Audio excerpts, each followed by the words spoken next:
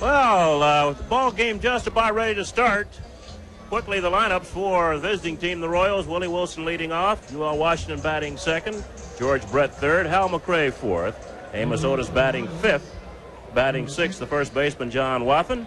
Then we'll get Leon Robertson left, Frank White at second, Don Slott catching, and we already have shown you Bud Black, the left-handed pitcher for the Kansas City Royals. Willie, here are the Yankee lineup. Bert Campaneris, Greg Nettles, Lou Piniella, Don Baylor, Dave Winfield playing center field batting fifth, Steve Kemp, Steve Balboni, Roy Smalley, Rick Cerrone, and Shane Raleigh's first pitch is a foul out of play by Wilson.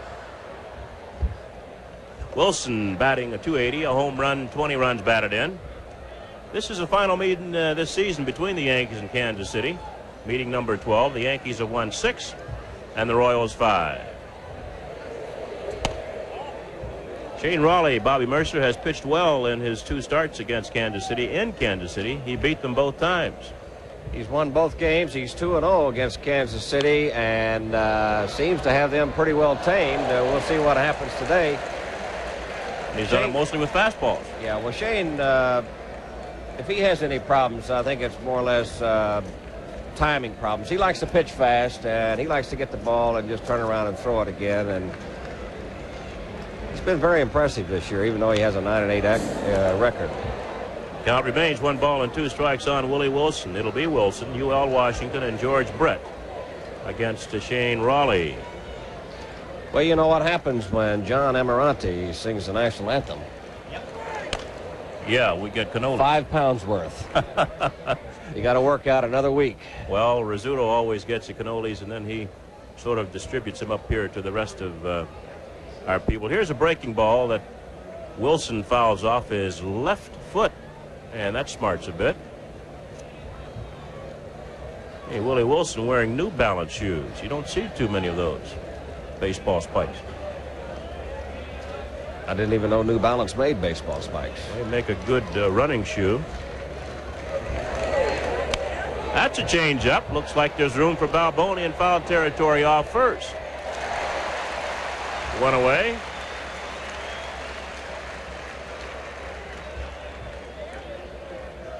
Wear New Balance tennis shoes once in a while. Pro players or wear them all. Got a lot of shoes around today. A lot of competition in the area. UL Washington, the shortstop. He's batting .233 with 2 home runs and 25 runs batted in. Got some nice syrup today from the Don Chacon family. Chacoin from up in Burlington, Vermont. There are a lot of Yankee fans up there. Washington takes the strike.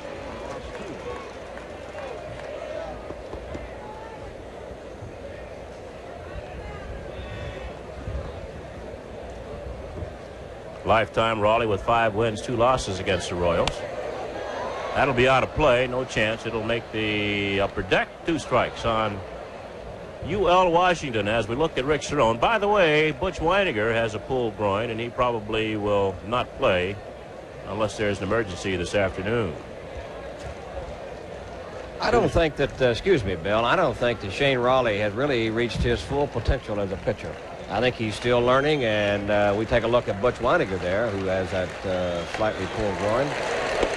And he caught him looking. A good fastball. Evidently, Washington either looking for a breaking ball or the ball away, and he got the ball on the inside corner. Take a look at it here. It was a fastball that started on the inside part of the plate. And stayed on the inside part. I think that missed. I think that missed. Well, when you got 2 strikes on you, you can't, you got to become a defensive hitter up there. If anything close, you got to be hacking at it. I think he caught UL Washington off guard.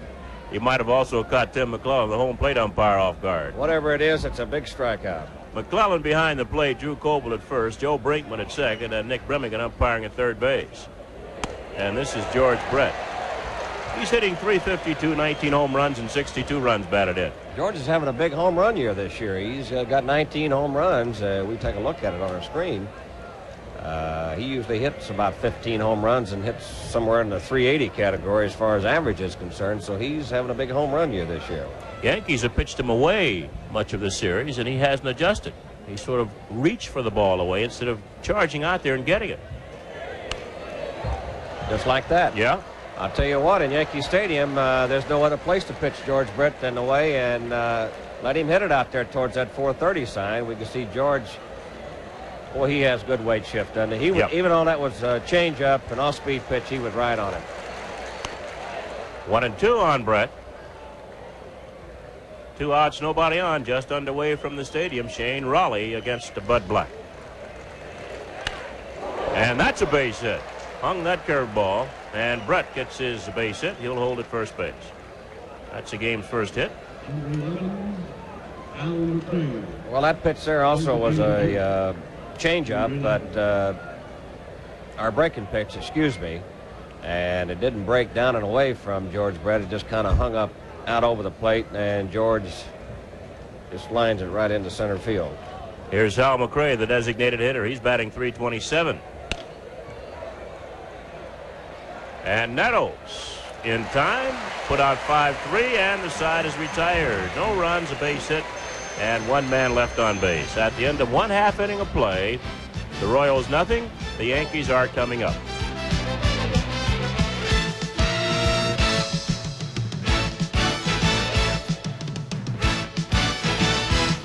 Well, back at the stadium, Bud Black will be pitching to the Yankees here in the bottom half of the first inning. On the scoreboard, National League game, Montreal leading Houston 2-0 early in the ball game. And the Giants leading Pittsburgh 1-0 in the 5th inning.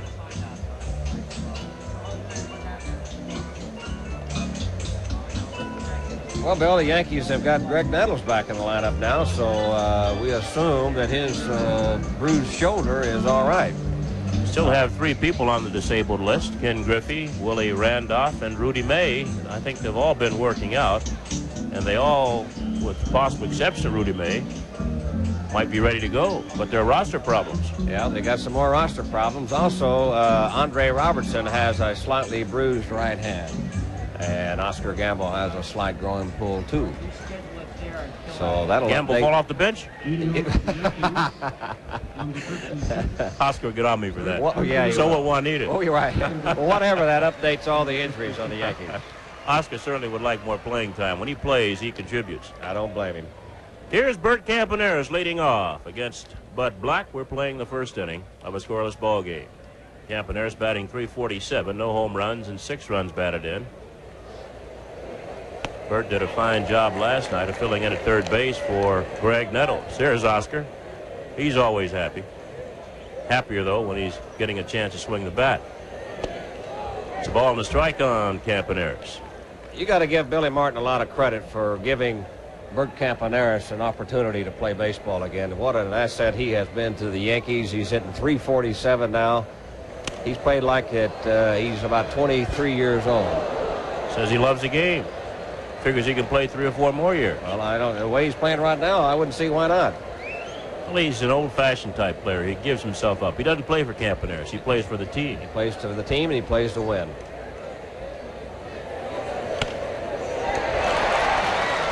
UL Washington has good range, and he throws out Campaneris. That's a 6-3 putout for the first out. We'll take a look at it again, Bill. That's a fastball up and in on Campy. It kind of got in on him a little bit. Bud Black makes a big leap, but could not come up with it. Was not hit that hard, but UL Washington right behind the second base bag goes ahead and makes an easy play of it. Well, there's one down. Here's Greg Nettles, Yankee captain and third baseman, hitting .271 with 12 home runs and 41 runs batted in. That Montreal-Houston game in the 3rd inning, it's Montreal 2, Houston nothing. Ball 1 to Nettles. Nettles missed a couple of games with a sore shoulder. As we look at the Yankee bench, Billy Martin to the forefront. Got a peek at his cap. 2 balls, no strikes on Nettles. Well, I see Robin Yount will be lost for several days to the Milwaukee Brewers. He has a lower back strain. That will not help the Brewers. Brewers right now a game behind the Yankees in the American League East. See if Brett has room in foul territory. Looks like he does. Right on the top step of the dugout for out number 2. Nettles fouls out to Royal third baseman George Brett. Got under it. Yeah, he got under it. He was just a little bit behind it. And when you do that, You either hit a weak ground ball towards the left side of the infield, or you do what he did there. He pops the ball up. Here's Lou Piniella batting at 306. 2 home runs, 16 runs batted in. Lou went 2 for 3 last night, and he scored the Yankees' first run.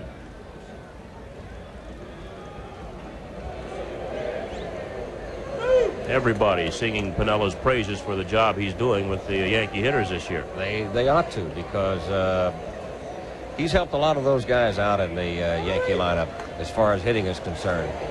Lou doesn't mind talking hitting, and he knows a lot about it. And Piniella takes a strike. You know, if you're a guy that's a good hitter and knows a lot about hitting, not a lot of times you can, you know, convey the words to another hitter that they'll understand. But Lou Piniella has that art.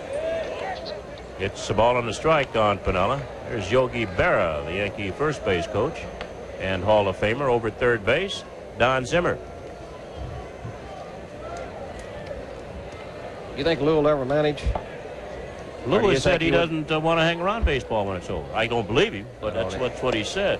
I don't believe him either. You think he'd be a good manager?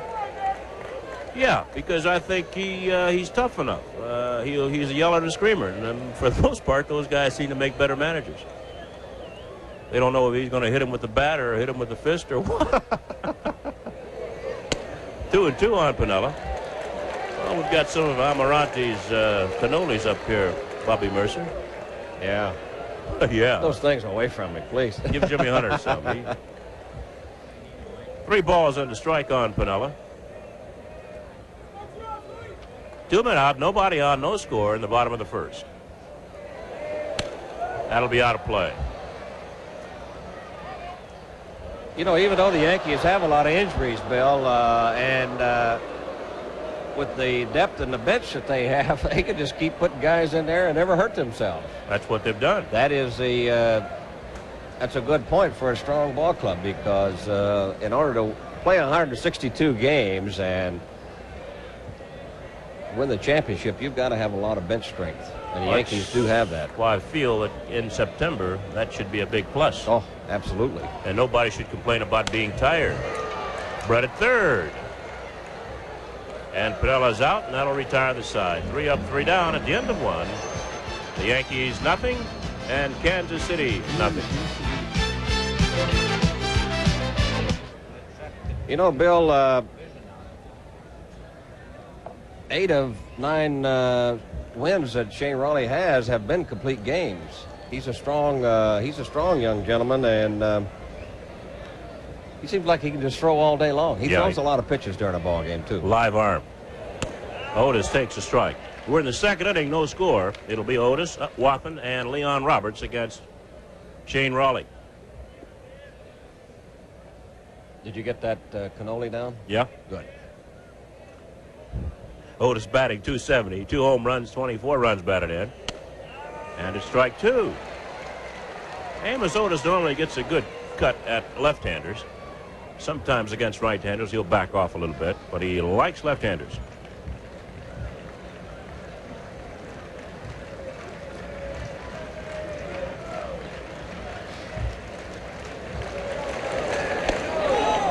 Almost started that right hand up. McClellan, he went halfway. But halfway don't count. No, McClellan almost started up. Now he's watch that right shoulder. Watch that right shoulder. Yeah, he had it halfway, and bench got on him a little bit over the Yankee bench did. And good play by Balboni. Balboni with a good play at first. Glad to see Steve make that play. The other day, a guy hit a ball past Balboni that hurt the Yankees. Well, it kind of took a bad hop. This was one of those do-or-die plays, and it's just a one-hop shot right to the left of Steve Balboni, and he dives and makes an outstanding play. I think an infielder, no matter what the situation is, has got to always feel the ball's going to be hit to him. And I think sometimes if a right-handed batter's up, a first baseman has a tendency to relax a little bit. You can't do that. What you're saying is that you got to be ready at all times. Yep. John Wathan, and he takes low, ball 1. Cerrone a little bit upset with that call. Well, you know, Balboni's a big guy, but he had good reaction on that play. 2 balls, no strikes on Wathan. He's batting .272 with 1 home run and 24 runs batted in. The Yankees on a hot streak. 8 of their last 9, and they're 8-2 on this homestand. 3 balls, no strikes on Wathan.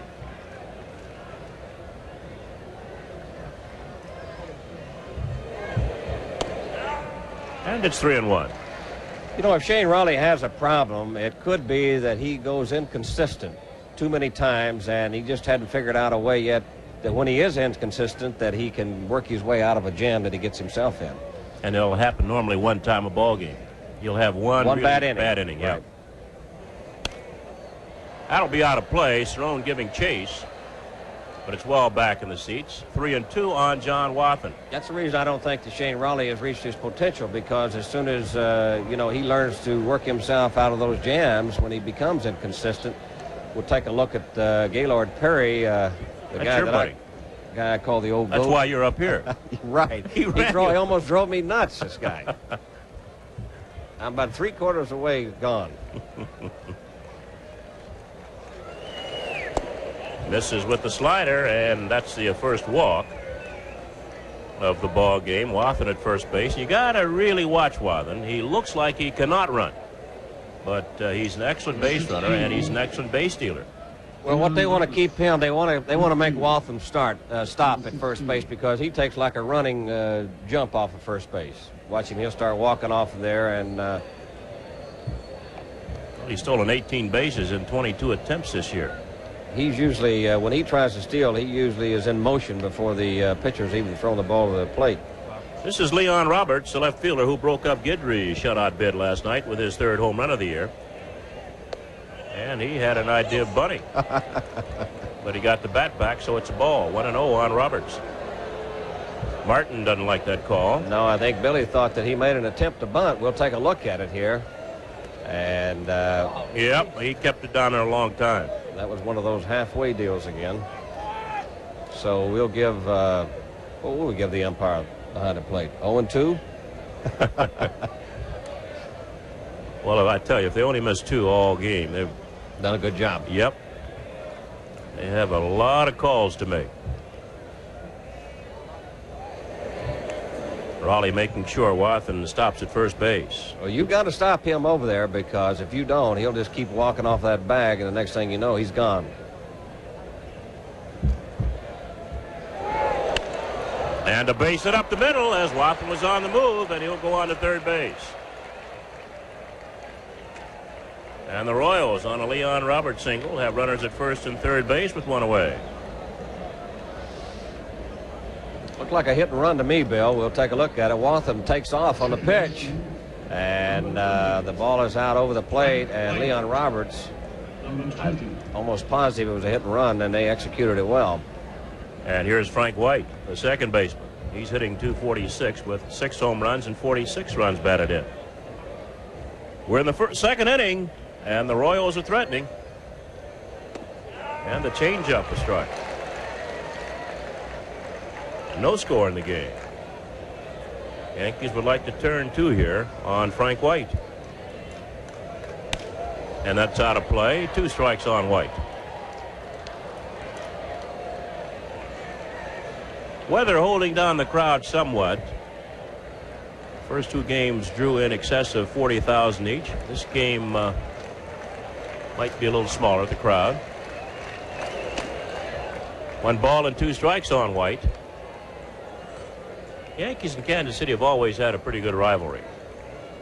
Many times that they've played championship games, and the Yankees used to kind of dominate them in championship games until 1980. That could be 2. There's 1. Smalley better hurry. Did not make it. A run scores. Wathan scores, and the Royals lead 1-0 on the force out at second base. Well, Frank White has good speed, and even though this ball was hit sharply to Bert Campaneris, he coming up with the ball and going to go ahead and make the first play to Roy Smalley at second, but with the speed of Frank White, he beats out that play, which allows a run to score. And White to pick up a run batted in his 47th of the year, and the Royals lead 1-0. And that'll bring on Don Slott, the catcher, a .239 hitter. And he takes the ball. I think a hitter knows that when he's in a double play situation with a guy at third base, I think in the back of their mind, they know if they hit the double play, they don't get that RBI. Makes them hustle down that line a little more. Well, the Yankees needed 2 there to get out of the inning without the run scoring. And just missed it.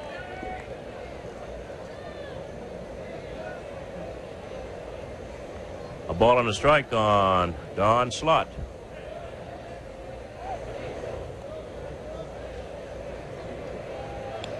Well, the Royals come out early doing their type of game. That's how they play, hitting and running and stealing bases and trying to force the opposing team to make mistakes.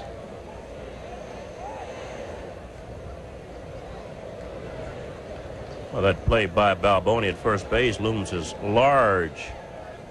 They could have had a real big inning going if Bonesy hadn't made that outstanding play. That'll fall, base hit. See if White will try to go to third. He will, and Pinella's throw will have to be into the cutoff man. So Slott got jammed for a looping single to right. White goes to third. So once again in the second inning, the Royals have runners at first and third, this time with 2 outs. And Willie Wilson is the batter. Well, Raleigh's made some pretty good pitches. He's just been a little unlucky. He, when he had the double play situation, he made Frank White hit the ball on the ground, but they could not go ahead and complete it. And he made a good pitch on Slott there, which he got jammed a little bit and just looped it out into right field. Here's Wilson, who fouled to Balboni for the opening out of the ball game. Strike 1 on Wilson.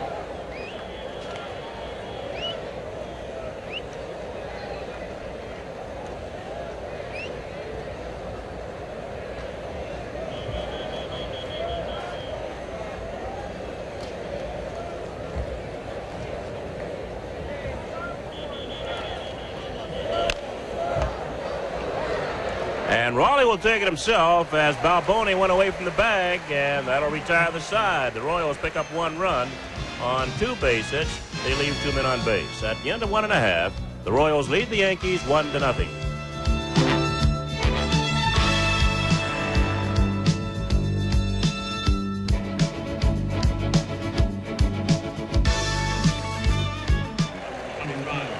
Don Baylor, who Bobby Mercer has driven in the game-winning run the last 3 Yankee wins. He'll lead off against Bud Black.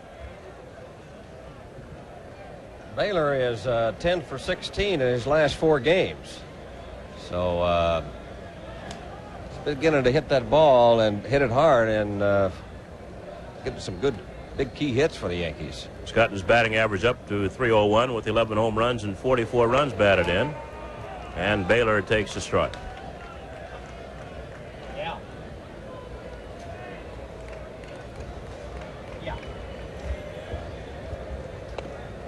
1-1. Game-winning run batted in last night for Baylor was his 5th of the year. Dave Winfield leads with 12 game-winning runs batted in.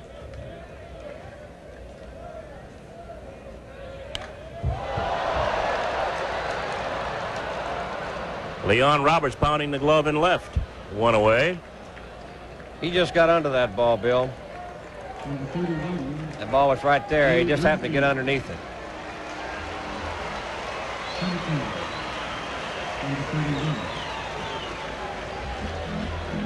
Dave Winfield had a day off yesterday.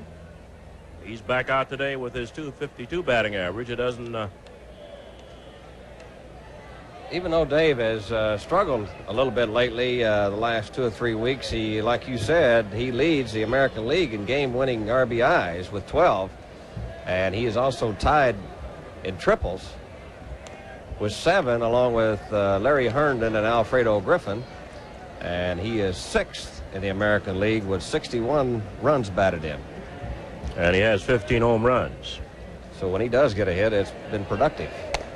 2 balls, no strikes on Winfield. Royals leading 1-0. We're in the bottom of the second. 1 out, nobody on for the Yankees.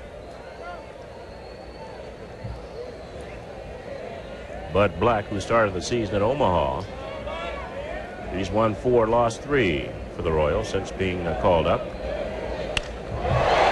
That's a drive that will not be caught. That is gone.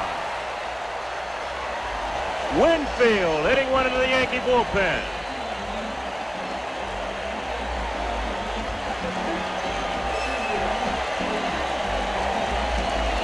Dave Winfield has just hit his 16th home run of the year and tied the ball game up. And you know what happens every time a Yankee hits a home run. Hey, Dave Winfield, this bud's for you.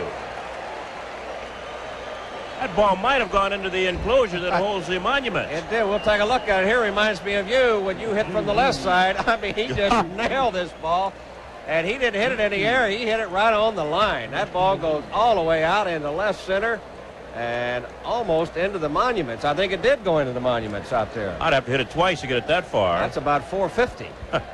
So Winfield, 16th home run. We've got a 1-1 tie here in the second inning, and Steve Kemp takes the ball. I'm sorry I said that's the way you used to hit him from the left side. You looked at me like you wanted to hit me. And Kemp to White at second. Bad hop, but it's played. And there are 2 outs. Oh, he got all of that one. And Dave is happy. We'll take a look at it here and see if we can see. The ball went right in. Just dropped right in there where the monuments are. I mean, he nailed that ball. Yes, he did. Woo. And this fella can hit that ball in there, too. Steve Balboni, a .231 hitter with 2 home runs and 8 runs batted in. He really hasn't gotten into a ball yet here at the stadium. I've seen him hit some long balls, and especially in spring training, but I've never, so far, since he's been in the big leagues with the Yankees, I haven't really seen him nail one, like you said, that he's capable of. Yankees 1, Royals 1. We're in the bottom of the second. And Balboni takes high. I think Balboni's pitch selection is becoming a little better. He's not swinging wildly. He's still swinging and missing, but he's not swinging wildly anymore. That's a foul ball off third. Well, I've said it a few times and probably should quit talking about it, but Steve Balboni, his out pitch is the breaking ball, and like I said, I'm a little surprised that Steve has not adjusted to it a little more, as many breaking ball pitches that he's seen. I think the key is not being able to play every day. For him to adjust to that, he's got to go out there day after day after day and see it in game situations. Well, the only problem with that, you might not be able to do that with the Yankees. No. 2 balls and a strike on Balboni. You've got Mattingly at first base. You've got Smalley at first base. You've got Ken Griffey coming off the disabled list pretty soon, who can also play first base. Popped up. Brett. That's in foul territory, and it's out number 3. The Yankees pick up a run on a Dave Winfield home run, his 16th of the year. And at the end of 2, it's Yankees 1 and the Royals 1.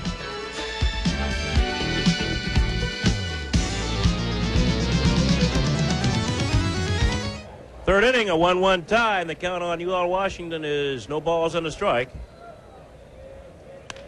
Back up the middle, and Campaneris plays a high hop.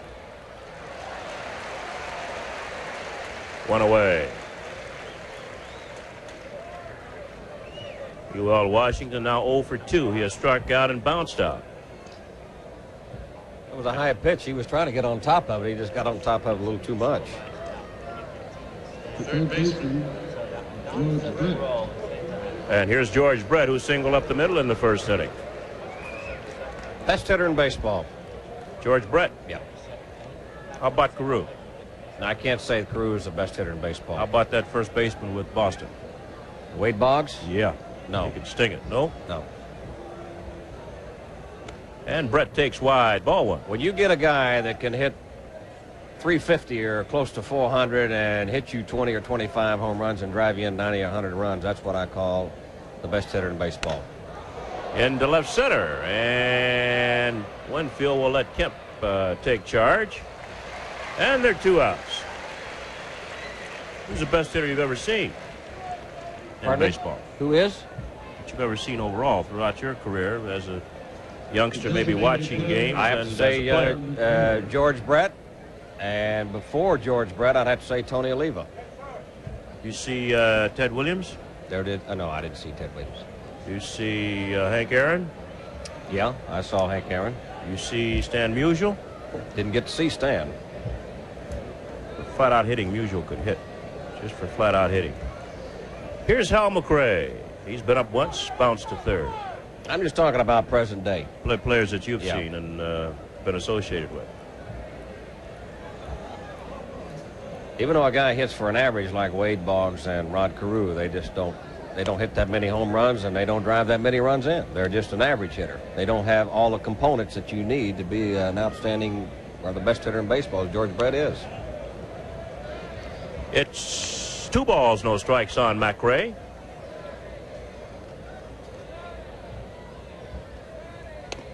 Two and one. McRae trying to pull. He doesn't often try to pull the ball. Normally hits the ball to a right center field. It's 2 and 1. And that's high. 3 balls and a strike. There's McRae. Came from the Cincinnati Reds to the Kansas City Royals quite a few years ago and has really done well in the American League. Ball 4, McRae walks. One thing, when he was younger, McRae used to be a threat to steal, but as he's gotten older, he has stopped trying to steal bases. Well, he's still got pretty good speed, and he will steal a base here and there, but like you said, he does not try to steal as much now as he used to. There might be a reason for that, too. The Cowser might not want him stealing too many bases to try to save himself. You never know. Amos Otis has been up once, and Balboni made a fine play on his ground ball. It was in the second inning, leading off. Strike 1 on Otis. Well, the Reds lead the Mets 3-0. That ball game just underway. It's in the second inning. Montreal has picked up another run. They lead Houston 3-0 in the 5th inning. Strike 2 on Otis. Raleigh just rearing back and throwing fastballs. We're in the top of the 3rd, a 1-1 tie between the Yankees and the Kansas City Royals.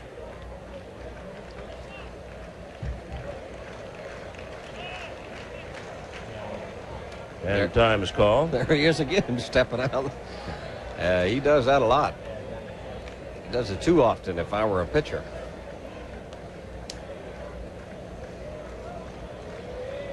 He don't like chin music either.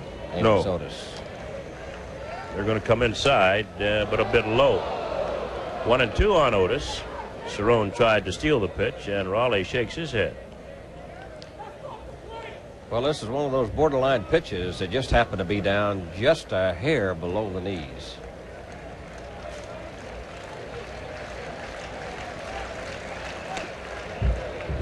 Minnesota's leading Cleveland 6-2. That ball game in the 5th inning. As the American League scores now come up on the board. It's 2-2 on Amos Otis. Ex-Yankee coach Mike Ferraro, who's the manager of the Cleveland, and he's having some problems over there for his first rookie season as a manager. And Raleigh makes the catch. That'll retire the side. No runs, no hits, a walk, and a man left on base. We're going to the bottom half, the 3rd inning. The Yankees 1, Kansas City 1. And Roy Smalley leads off against Bud Black. Smalley's batting .269, 10 home runs, 31 runs batted in. Good curveball on the corner. It'll be Smalley, Rick Cerrone, and Bert Campaneris. Yankees 1 run on Dave Winfield's home run. The Royals 1 run on 3 hits. A ball and a strike on Roy Smalley. By the way, this copyrighted telecast is presented by authority of the New York Yankees and WPIX. And it's intended solely for the private non-commercial use of our audience. Any publication, reproduction, retransmission, or other use of the pictures, descriptions, and accounts of this game or any segment without the express written consent of the Yankees is prohibited. 2 balls and a strike on Smalley. Into center, Wilson with a late jump, but makes the catch. He's got great speed. Only Willie Wilson can make a play like that. With the speed that he has, because Roy did not. It was one of those full swings. and gets in on him a little bit. Willie kind of took a step back, but with his tremendous speed, he's able to catch up with the ball and make a diving, outstanding catch of it. You know, not to say that Otis has less ability than Wilson, but Otis playing a deep center field would never have gotten to that ball. No, Otis does not to say anything about his ability, but he doesn't have the speed that Willie Wilson has. Here's Rick Cerrone. And that'll hook foul into the seats down the left side. The Royals have been trying for a couple of years to move Wilson from left field to center. But when they first proposed that move, Amos Otis was upset by it. And he didn't like it and didn't hit. Well, I don't know why he would be there that upset, because Willie Wilson definitely can cover more ground than Amos Otis can. But still, when you move Amos Otis to right field, he's got the better arm of the two. So right field would be more of a position for Amos Otis with the acquisition of his arm out there. This is straightaway center. And there are 2 outs.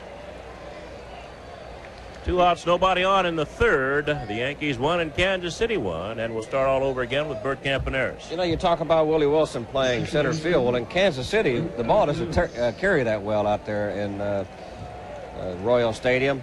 And with the speed that Willie Wilson has, and those balls that can be hit in the gap out there, he can run right under them, run them down. Campaneris is 0 for 1 in the game, bounced to short his first time up. Batting .344.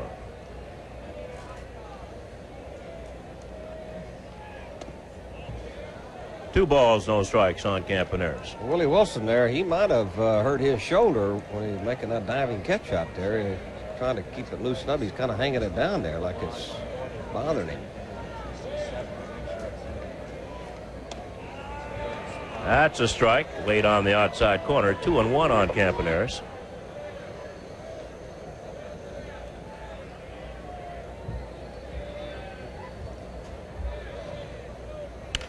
Out of play, upper deck right side, 2-2.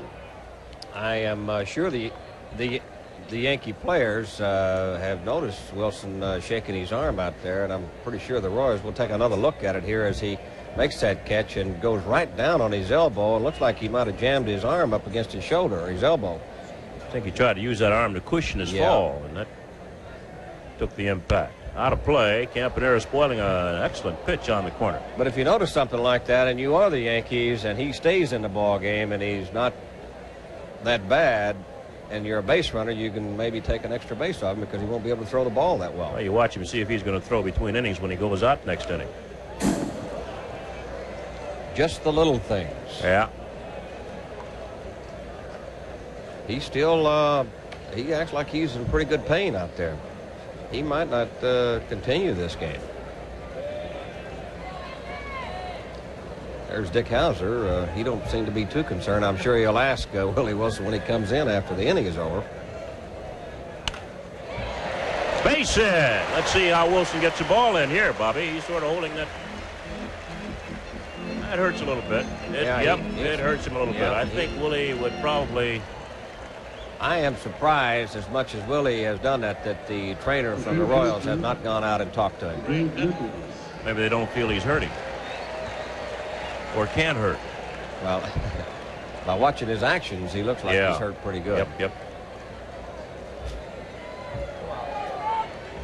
Well, Campaneris singles up the middle with 2 outs, and that'll bring on Greg Nettles, who's been up once and fouled out. Scores tied 1-1 here in the third. Strike 1 on Nettles.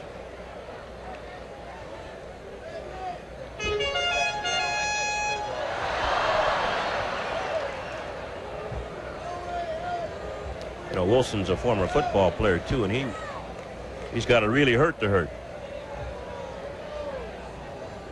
Football players, a lot more than baseball players, are used to playing hurt. There's a trainer of the Royals. I think he's on that top step waiting for Willie Wilson to come back in after the inning. You know, Nettles started the season with a mustache. He's since shaved it off. He went into kind of a slump about a month ago, and he blamed it on a mustache? Well, he decided to change a few things around. Maybe because of the mustache, he couldn't see the low pitch. No, I don't think that was true. In fact, that pitch right there, if he'd have had the mustache, he'd have got shaven right there. 1-2 on Nettles with 2 outs. That was going right for the mustache. Campaneris at first base, a 1-1 tie. And Black wants to keep Campaneris close to first. The hit by Campaneris, the Yankees' second against the left-hander. The first one, a big hit. Winfield's 16th home run of the year, tying the ball game up in the bottom of the second. You might look for Campaneris to take a chance and steal this base. Greg Nettles has got 1 ball and 2 strikes, so he's in the hole against the pitcher, Bud Black. He might take a chance, or Campy might take a chance to try to steal a base. Whoa. 2-2 on Nettles. There's Zimmer, Don Zimmer, the third base coach, who would give the stop sign to Campaneris. I understand some Yankees have the green light all the way. The only time that they cannot run is when Billy Martin puts up the red light. Otherwise, they can run whenever they want. There's 3 things, Bill. They're either on their own, either Billy gives them the sign to go on that particular pitch, or like you said, he puts up the stop sign. Doesn't want them going at all.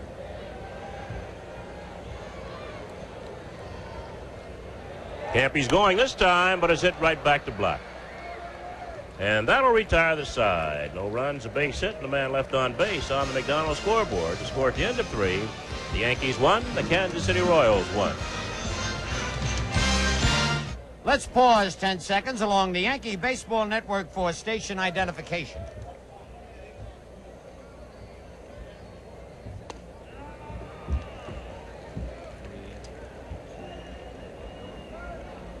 All right, John Wathan, who walked and scored his first time up, is the batter and swings and misses. It's strike 2. Where's Bobby Mercer? I just want to show you this, Bobby. This little boy was named after you, Bobby Ray Erda. Isn't that a cute picture? He's got a Yankee uniform on. He was born on June 22nd, 1983, 7 pounds, 2 ounces.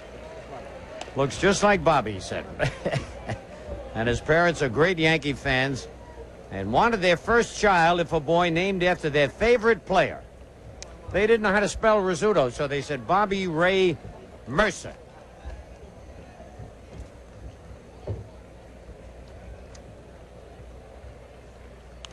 Foul back. It's 2-2, and you know where that's from, the Binghamton area. And we got such great Yankee fans up there.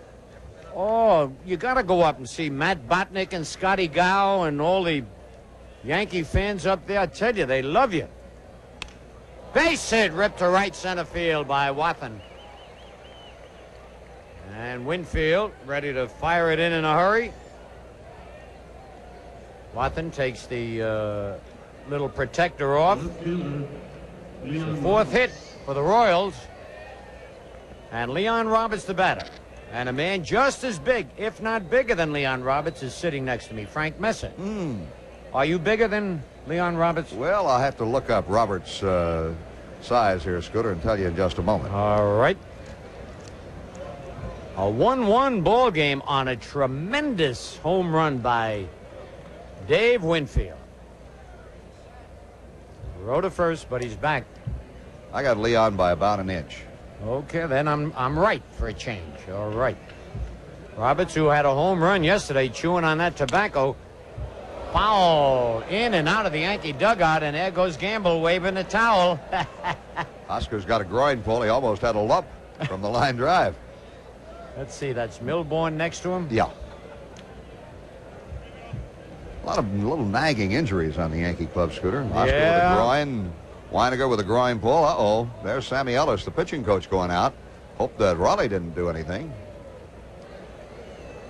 I hope not. Of course, Roberts split his bat, went back for a new bat.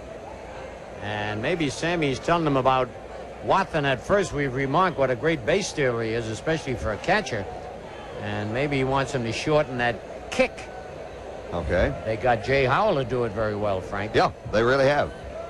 Just shorten that kick, bring the pitch release perhaps just a little quicker. Yep. You know, last time Wathan was on, Scooter, they had a hit and run on. He got such a great break. Had Roberts not swung at the pitch, Wathan would have stolen second. Without sliding, you're right. 1 strike. And they want to keep him close. But you watch the way Rawley lifts that leg, and if you time it just right, you get some jump. There he goes. Check swing foul. Yep, he double swung. I mean, it hit his bat twice. Yes. Only counts as one strike, though, Frank. Yeah, only counts as one strike, and even though the ball wound up fair ground, it was foul. And again, Wathan had that excellent jump. He really did. He had a big lead. He would have had the base stolen again had Robertson not swung. It's unbelievable for a catcher. He broke the record for stolen bases for a catcher last year. And he's stolen 18 this year in 22 tries. Slice foul. He quick pitched him a little bit that time, but I hope it doesn't affect Rawley's pitching. A lot of times when you concentrate on getting rid of the ball quickly, you don't have as much on it. Well, you better have it on it with Roberts. He's hit a home run in this series. Yep. He's strong. Bouncer in the hole by Campaneris. And Wathan's going to go to third, and he's going to make it. And a throw to second. He's out at second base. All right. Great play by Greg Nettles. He knew he couldn't get the runner at third, Frank. He went out and got the ball and fired it to Smalley, who put the tag on him. Let's watch it again. This is a good play. The pitch is up. I don't know how Roberts beat that ball down on the ground. First of all, Campaneris cannot get it. But now watch Piniella. He throws it all away on the fly, which helps Nettles. Now here's Wathan coming into third. Right. He's in there. Nettles now moves out for the throw and rips it back to second base. And there's the tag applied by Smalley as Roberts is out at second. It'll be a single, and he is out 9-5-6. All right, Frank White and the Yankees have the infield in a 1-1 ball game. White bounced to second first time up. Oh, he had him way off stride with that change, strike one.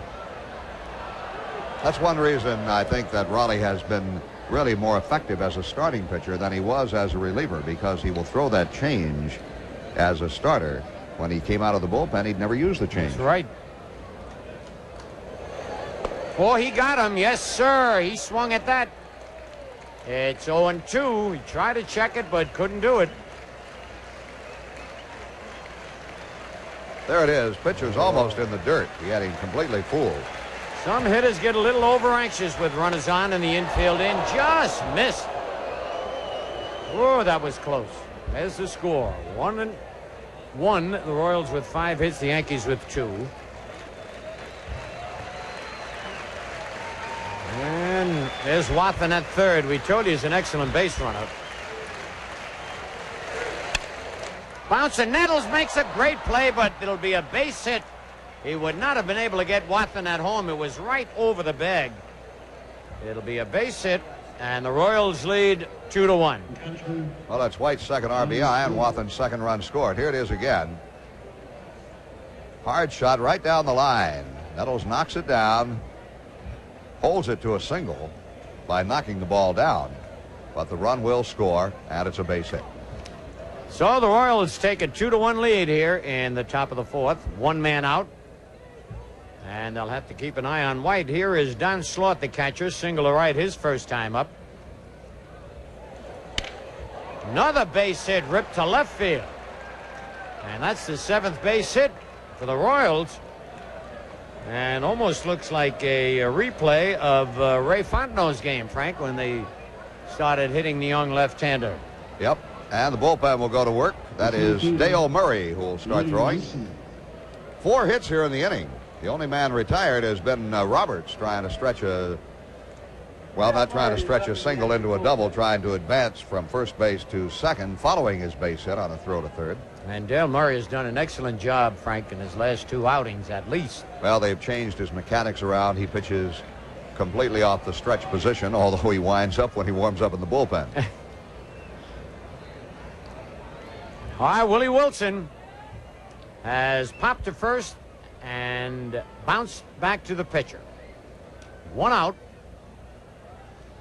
It's like all the Royals like to leave 2 of their buttons open on their shirts. Foul ball, got a little bit of Cerrone there. Yeah, they do. Well, it's been a Yankee tradition over the years to leave one button open. Yeah, look, every one of them got those 2 buttons open.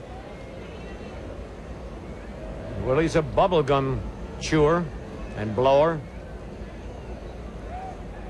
Campaneris broke for the bag, so Rowley steps off the mound. You're talking about Wathan a moment ago, Scooter. He stole 36 bases last year and broke Ray Schauck's record for stolen bases by a catcher. Schauck stole 30 and had the record until last year.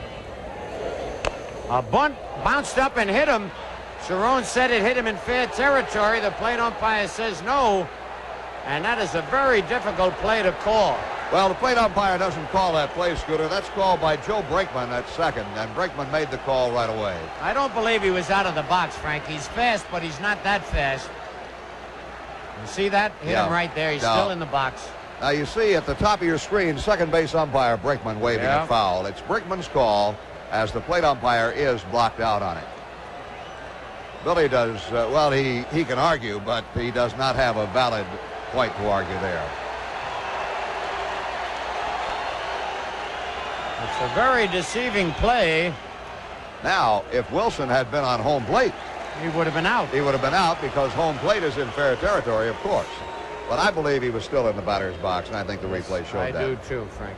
All right, 0-2 on Willie Wilson. Plate umpire put two hands up in the air, but he was saying, I don't know. That's right. He's blocked out. Cerrone jumped up, and Rick never knew where the ball went. He was looking up in the air, down third. Outside, and Cerrone bluffs a throw to first, and diving back is Slaughter.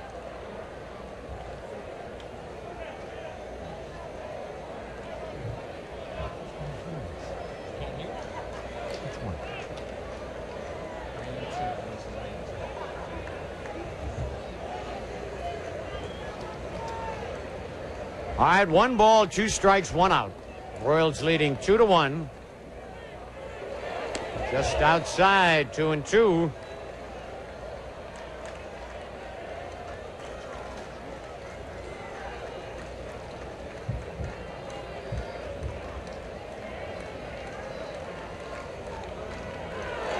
Struck him out. Good pitch by Shane Rawley.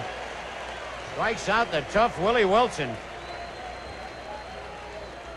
Here it is again. This pitch, I believe, will be out of the strike zone low. Yep. As Wilson tried to uppercut the ball. Rawley gets a big strikeout there. That's his second of the ball game. And here's the other man he struck out, UL Washington, who struck out and bounced to second. You know, it surprises me, Scooter, that Willie Wilson leads the Royals in strikeouts. No kidding. Yeah. Well, you know, he's swinging a lot harder this year, Frank, in years past. Strike one. I don't see why. I don't either. He's not a home run hitter. His home runs will be inside the park. He'll leg out his home runs. And he has struck out now 52 times. UL Washington with the proverbial toothpick. I used to know guys, Frank, that had a gold toothpick. Now, I don't know whether that's good or bad. It's bad for youngsters to try and emulate this guy, but don't ever mess around with a toothpick.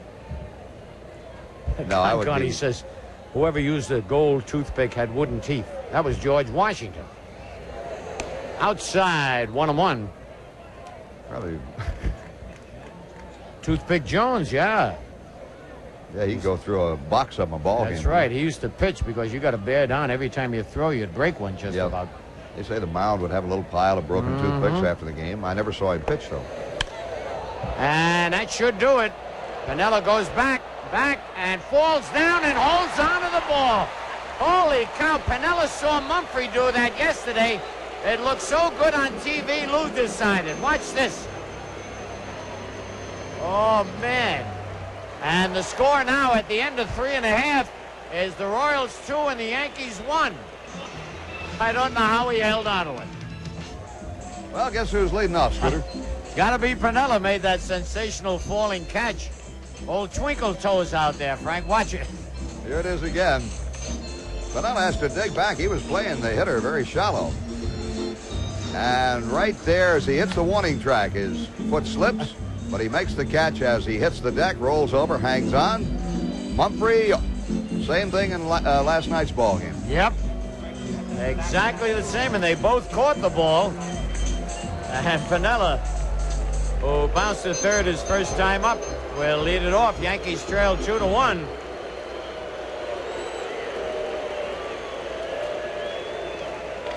Right fielder, Lou Piniella.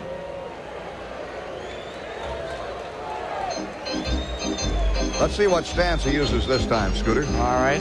You had a number last time, Frank. Well, he started out with 541 and changed it to 372. All right, let's see. Nope, he didn't like it. He wasn't comfortable. You're absolutely right. You know, he's got to be exactly comfortable and then time his swing forward, come up and takes it outside and high, ball one. See, just before the pitch came, he moved the left foot just a little bit. Yep. Very few hitters can change stances as often as Piniella and continue to hit well. But I think the important thing is to be comfortable at the plate. Oh, bounces it foul. Nice play, Don Zimmer, the old shortstop. Zimmer, a man of many positions. Yes, right? I shouldn't say he played the short, second, third. Even caught a little bit. Yep, he bounced that straight down. Bud Black on the mound.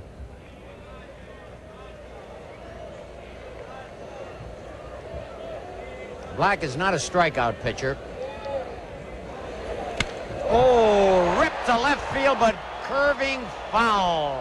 Oh. Look at Lou. That's it. Lou says, that's my best shot. Why does it have to be foul?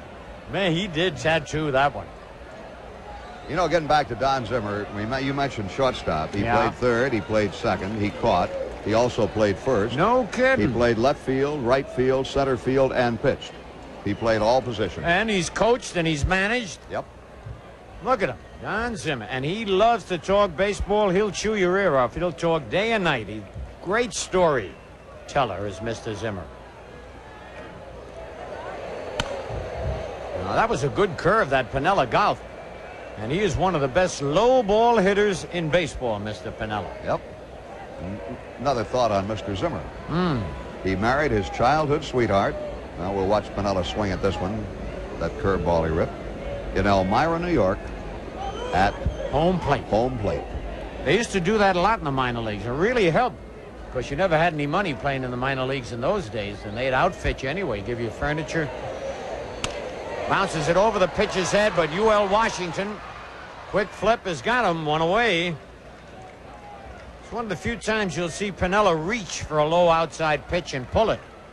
The designated hitter, There it is again, bouncing over Black, but Washington is a good shortstop.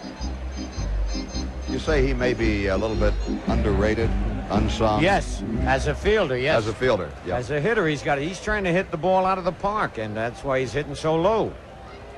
Switch hitter, he should be right up in the 270s as fast as he can run. Don Baylor flied to left first time up. Ball one. I got a card. Our organist is the young man from Philadelphia area, filling in for Eddie Layton. What's his name, Frank? Paul Richardson. Paul Richards. Foul back and out of play. He has played two Italian numbers for the last two hitters, Piniella and Baylor. I don't know whether he's confused or he thinks it's good luck on a Sunday.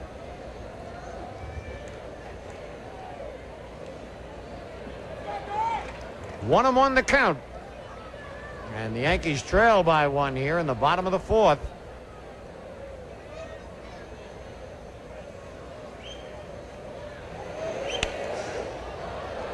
Pretty good pitch that time by Black, right in on the hands. 1 ball, 2 strikes. Well, they keep pitching Baylor in. They try to jam him with every pitch. Don't let him open up. Of course, pitchers do make mistakes. They do. This kid has not walked anybody. As we mentioned, he is not the strikeout type. Little low. 2-2. Kid pitched a good game against the Yankees out in Kansas City. He went 9 innings, gave up 2 runs, 6 hits, walked 4 and struck out 2. And the Royals won that game in extra innings. He did not get the decision. Foul out of play. In the upper deck. Johnny Minogue is 70 years old today. Happy birthday, Johnny.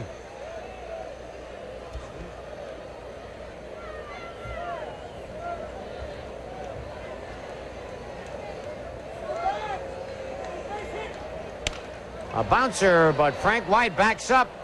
And his throw just in time to get Baylor. Saw Don turn around and look at what the umpire called him, but he was out.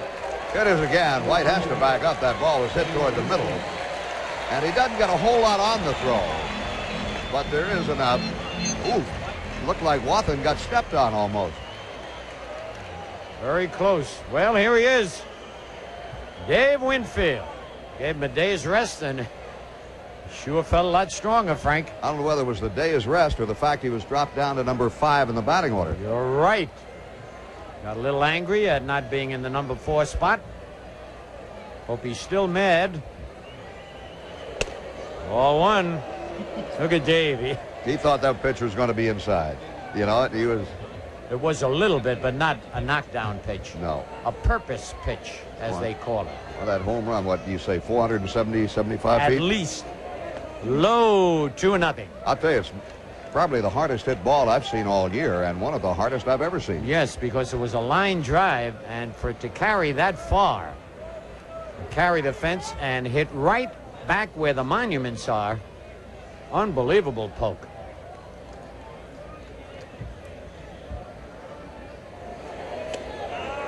Strike 1. 2-1, 2 out, nobody on. Bottom of the 4th. Royals leading 2-1.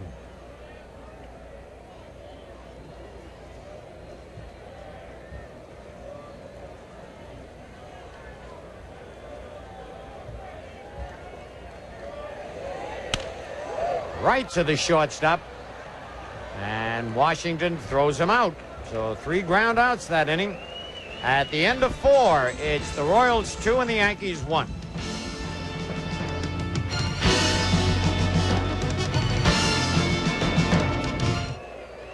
Well, we move on to the 5th inning here at Yankee Stadium. The Royals lead 2-1, and George Brett will be the leadoff batter. Then Hal McRae and Amos Otis against Shane Raleigh. Scooter? All right, Frank. And Brett is 1 for 2. He is single to center and fly to left.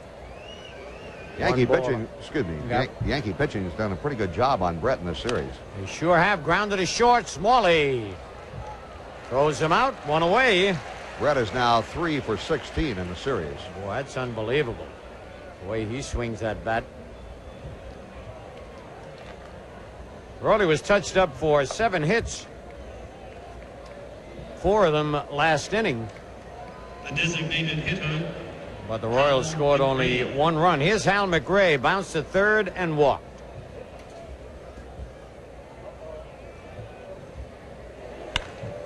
Full foul on a good change, strike 1. Hey, and how about that pitching job by Ron Guidry last night? Oh, I tell you, Frank, that's the Louisiana Lightning of '78. Wasn't it, though? He came on so strong in those late innings. High, 1-1. He struck out 8 men and got 6 of the strikeouts in the last 3 innings. Fly ball, center field. Winfield coming on, makes the catch. I tell you, it doesn't look like Winfield's moving, but with those strides of his, he eats up the ground. How about that divot that Willie Wilson dug up out there? Yeah, with that great diving catch. And Leon Roberts replaced it for him. Oh, that's very nice of him. Shook his hand and went over and replaced the divot. Yep. Let's play a little golf. Here's Amos Otis. Otis robbed of a base hit twice. Once by Balboni on a great diving play and once on a liner back to Raleigh. Ball 1. Now let's see if Otis pulls his trick here. He does it at least one time every time at bat. Just as Raleigh's ready to pitch, he'll ask for time. And the umpires don't have to give him time if he calls it that late. I don't think they should allow time. They're now right there. Yep. Now, I don't know whether the umpire granted him time. He just does that to aggravate the pitcher and me. Well, last time he did it, Raleigh came inside, down around his ankles, and then he hit the line drive right back in Raleigh's glove. Ball 2, 2-0. Another footnote on Guidry last night, Scooter, with his 8 strikeouts. He passed Bob Shockey and is in 5th place on the all-time Yankee strikeout list. There's a strike. Guidry now has 1,164 strikeouts. It's 2 balls and a strike. Fly ball, center field, Winfield. Another good jump. Well, no, he can't get it. That ball must have been a sinking line drive or tailed away. It looked like Dave thought he had it. He's talking to Pinello right now. I think the ball tailed away from him. Winfield may have misjudged that ball, Scooter. There you go. You see him on the run for it right there. And now he changes direction just a bit. Yeah, he started sideways, tried to come in. It was too late. Yep. He may not have seen it right off the bat. We, of course, won't know until you ask Winfield after the ball game. All right, a 2-out single, and here's John Wathan, who has scored both of the Royal runs, a walk and a single, takes the strike. Wearing the protective shin guard on the left leg. That's the leg he broke last year when he fouled the ball off of it. Wow, foul out of play. It's even more amazing to think that he set the all-time stolen base record for a catcher, and in the meantime was out for a lot of the season with the broken ankle there from fouling a ball down off his ankle. I think he stole the base his first game back from the broken ankle. Nobody figured he'd run. That was against the Yankees. Oh. 2. Hopped it up. And Campaneris back, calling for it. Campy makes the catch. No runs, a hit, no errors, a man left. At the end of 4 1/2, the Royals 2 and the Yankees 1.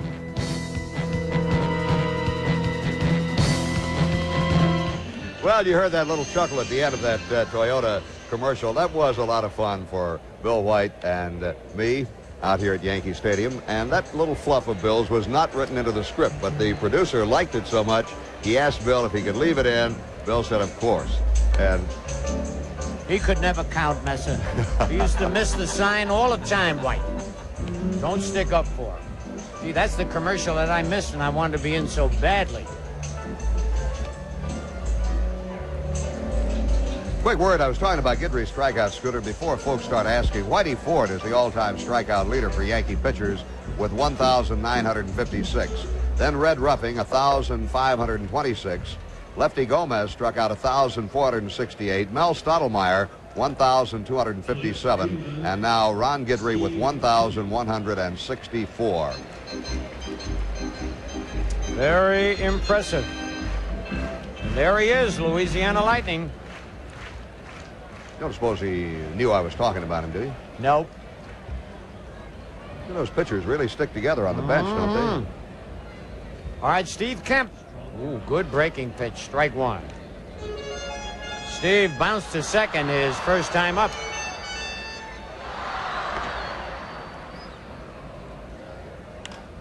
Fly ball left field. Roberts is right there. One hands it, one man out. Phil Rizzuto, going back to your playing days, how about a sky like this, that buttermilk sky we refer to it? Is that tough to pick up the ball? No, this is perfect. Is right? it? Okay. Yep.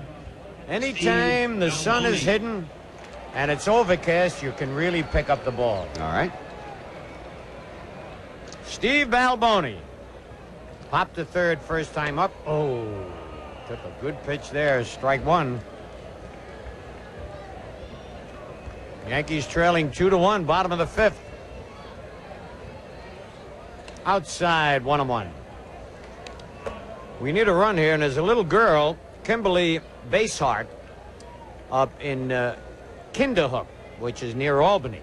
Had a litter of rabbits, named one after me, called him the Scooter. Rip foul, almost got Don Zimmer. And he's got a Yankee cap on. Cute little rabbit. And I'm wondering if that's the same rabbit that's eaten all my plants in the backyard.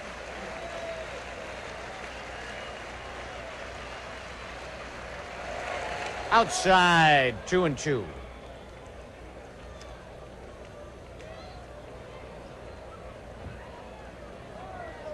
Keep saying Balboni is overdue to show the Yankee fans just how far he can hit a ball. Fouled it back, 2-2. Balboni has just seemed to have trouble adjusting to the off-speed pitch here in the major leagues. You've got a lot of curveballs and off-speed pitches in the International League, but he just can't seem to adjust to them here, Scooter. I don't know what it is. I can't figure it out, but again, he doesn't play day in and day out, and play a couple of days, then you sit on the bench a few days. And Bud Black been in control of this ball game. Look out. How that missed him, I don't know. I thought sure was going to hit him on the elbow. Here it is again. Pitch bearing right on him. He just did get the elbow out of the way. All right, full count now on Balboni. I'd like to see him hit just one. That's all. Just one, the way we saw him hit in the minor leagues. Oh, got under it, and it's out of play, though. Roy Smalley looking at it with Don Slaught, the catcher. It's where they get the mud out of their spiked shoes with the shin guards. Except that that's caked a little too hard. Well, the threatening weather here today, Scooter, they had the infield covered. Neither team took batting practice. Well, I hope the weatherman's wrong, although he said any time between noon and 6 o'clock we would have a thunderstorm, but looks like it could miss us. Yankees will be flying out right after the ball game, heading for Arlington, Texas, to start an 11-game, 11-day road trip.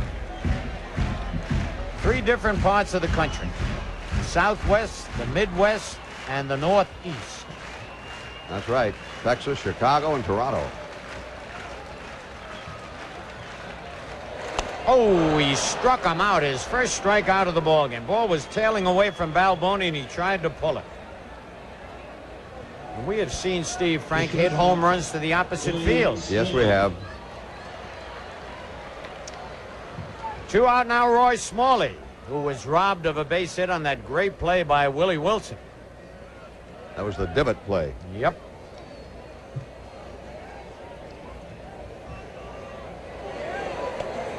Did he lay off? No, he went around. Messa's got those good eyes. Strike 1. Didn't even have to appeal on that one. And loops one into center. Wilson's not going to get that one. That's what you call a dying quail. Right off the end of the bat, just went out and sat still out in center field. That's only the 3rd hit for the Yankees off Black.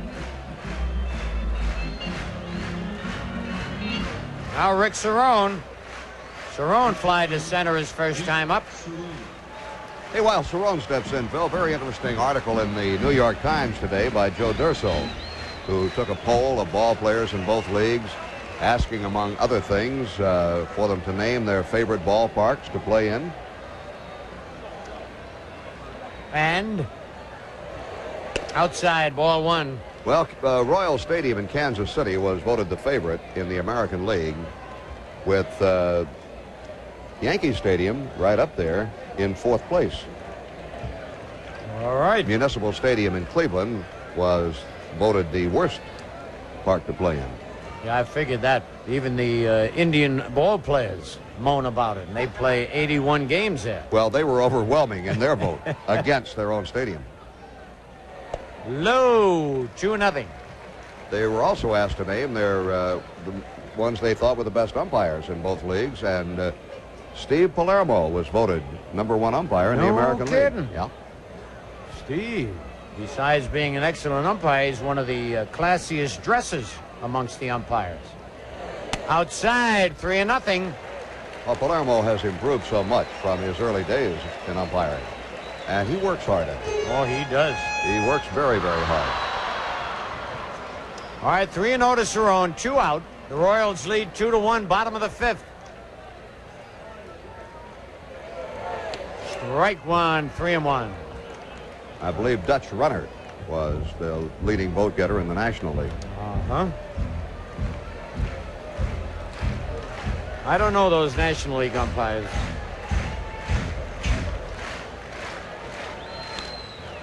That's that pitch tailing away from the right-hand batter, and when they try to pull it, they either miss it or pop it up. 3-2. Smalley will be released at first base, and Wathan playing in back of him. That's a very important pitch for this young left-hander. It's been a big pitch for him. Oh, yeah. He's got a lot of outs on it. A lot of ground balls. There goes Smalley. Hard grounder. What a play by Brett. Holy cow, and he throws Cerrone out. Great play by George Brett on a bullet hit by Cerrone. No runs, a hit, no errors, a man left at the end of 5. On the Canon camera scoreboard, it's the Royals 2 and the Yankees 1. You can always get Yankee tickets at all Ticketron locations or by calling Charge It, as well as right here at the Yankee Stadium advanced ticket windows. Well, 6th inning coming up, Scooter, and the Royals leading 2-1, and Leon Roberts 2 for 2 in the ball game. All right, the big right-hander facing Shane Rawley, and check swing bouncer. Going to have to hurry. Smalley gets rid of it and gets him. That's a tough play for a guy as big as Smalley, Frank. Have to go down that low, get the ball, come up, straighten up. That's right. And then throw. A little guy can go down and get it and throw from down there, but Smalley just can't do it. See, he's got to come up and take an extra step. Yep. Frank White. One away, here's Frank White, who has driven in both runs. One on a ground out where the Yankees didn't turn to the double play, and another on a spectacular save by Nettles, which he got a base hit. Strike one to Frank White.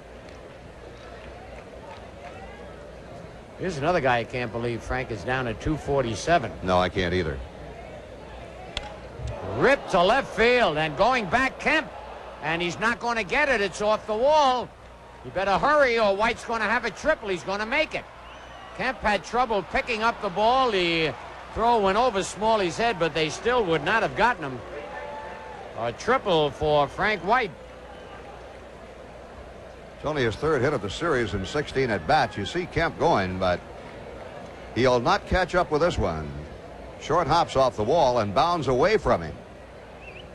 Frank White with a play in front of him. Now Kemp will throw the ball over the head of Smalley, the cutoff man. And Frank White coasts on into third base with a triple. There's the loose ball as Campaneris goes out to run it down. All right, once again, the Yankees have to bring the infield in. Don Slaught, who is 2 for 2, single to right and single to left, will be the batter. Only one man out.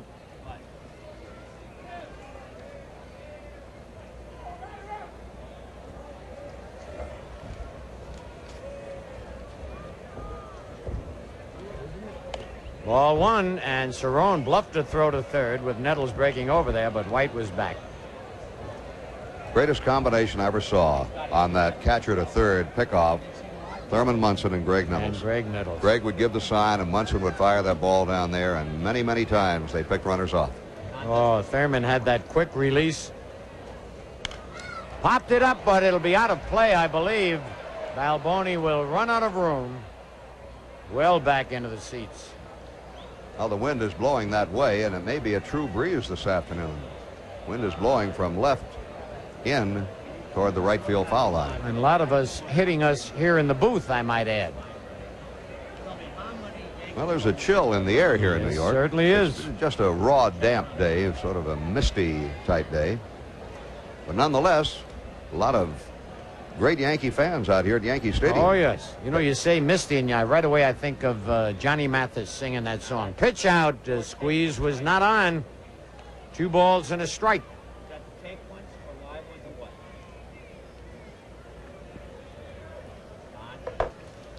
Slaught has not laid down a sacrifice bunt this year.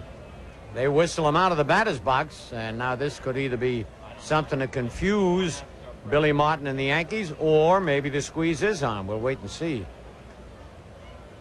He's coming, and a great job by Slaught as he almost dove to foul that ball off and protect the runner, and that's what the Yankees are going to have to do. Well, Wellborn was caught napping. Right, here it is again. You'll see him right there. That was not a pitch out, but the pitch was well away from him. Now he's got to stay in the batter's box. Right. He cannot step on home plate or cross home plate. The best I've seen do that was Cerrone just recently. And got an RBI. Yes, right. got an RBI. Did not get a sacrifice because they made a play on the runner from first to second, but he got a run batted in. And Cerrone was almost perpendicular in the air when he laid the bat on it. Perpendicular. Perpendicular? Very good. Horizontal. Which was That's he? all right.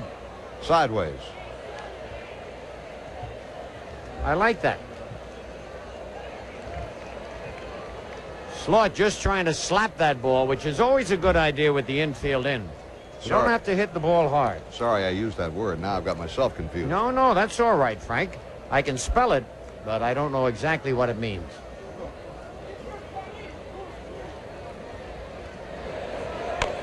And he bounces one. They got to let it roll, and it goes foul. Now there's alert base running by Frank White. A lot of runners at third would kind of hesitate, not knowing whether to go in or not. He broke immediately. They'd have never had a chance. Really superstitious there. Yeah. Make sure he didn't step on that line. I was just going to say. I don't know who are the most superstitious people, whether they be athletes or show people. That's true. That one line with show business people still gets me. Break a leg, which means have a good night or something. It's supposed to be bad luck to say good luck. Yeah. 2-2 the count. 1 out. And he fouled it off. Hey, Slut's doing a pretty good job up there protecting the plate. He's a tough man. What's his strikeout ratio, Frank? He hasn't played really that much. No. He's been hurt a lot this year. He struck out only 14 times in 115 at-bats. So, one every 10 times 10, up. yep.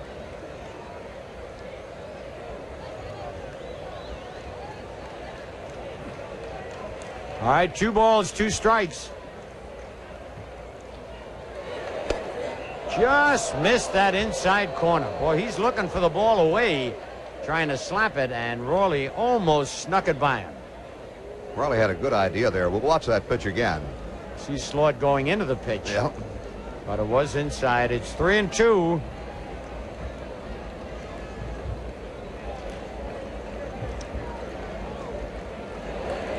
Oh, that'll get the run in. And it's also over the head of Winfield. Holy cow. And Slaught's going to go for 3, and he's going to make it. Unbelievable. Back-to-back triples. Here comes Billy Martin. You know, Phil, the Royals have 10 hits in the ball game, and 5 of them are from their number 8 and 9 hitters. Frank White has 2 hits and 2 runs batted in. Slaught has 3 hits and a run batted in. And then how about Roberts right above him? Roberts, that's right. He's got 2 more hits and set up the first 2 runs with base hits, moving a runner from first to third. Well, that's going to be all for Shane Rawley. Billy Martin asked for the baseball. Rawley leaves with the Royals out in front by a score of 3-1.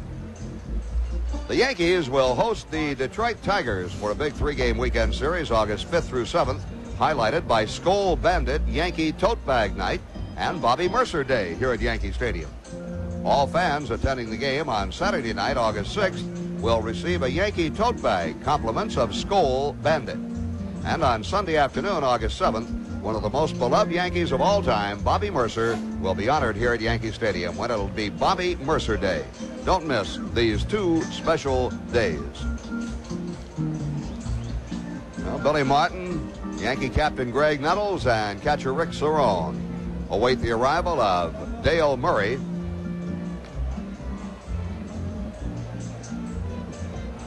The Royals are leading 3-1, and they have 10 base hits already in the ball game. We're just in the top half of the 6th inning. Royals have left 7 men on base. Rawley, pardon me, while going 5 1/3, giving up 10 hits. I have him down for 2 walks and 2 strikeouts. And one of the 2 men he walked came in to score. Murray's record 2-1, earned run average 4.69. Murray really had a bad first half of the year. But I talked, when we were on the last road trip, Scooter, I talked to Jeff Torborg as we started the second half of the season. I asked Jeff to sort of recap the first half and project his thoughts on the second half. And he said certainly the bullpen, the middle relief pitching in the bullpen had not been good the first half of the year. Right. But he said that this man, Dale Murray, had been working very, very diligently in the bullpen, trying to get his mechanics down. Jeff said it was a matter of mechanics. So what they had Rawley do was work just off a stretch, or what they had Murray do is work off just a stretch and set position. Now I talked to Dale Murray about it, and he said yes, he found that he could not pitch 2 ways and be effective. And certainly he cannot wind up because he comes in with people on base. Right. So he has limited his deliveries off the stretch and set position, even though we saw him wind, go into a full motion when he warmed up there. It'll be interesting to see now if he sticks to that stretch and set with the runner at third and one out. And we're going to have a pinch hitter, Pat Sheridan, for Willie Wilson. How do you like that? That surprises me. Very surprising. Although this young man has hurt the Yankees in just about every game he's played, either with the bat or in the field or on the bases.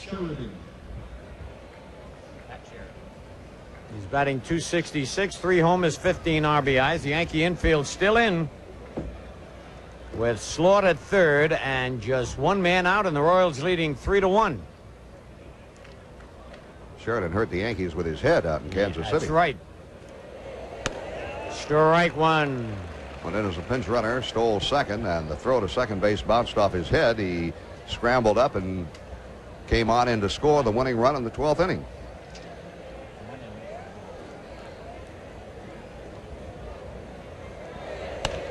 Slice foul back into the seats in the mezzanine. It's 0-2. He's got sort of a modified version of the Joe Morgan arm flap, elbow flap, doesn't he? I don't know whether he does it every time or not.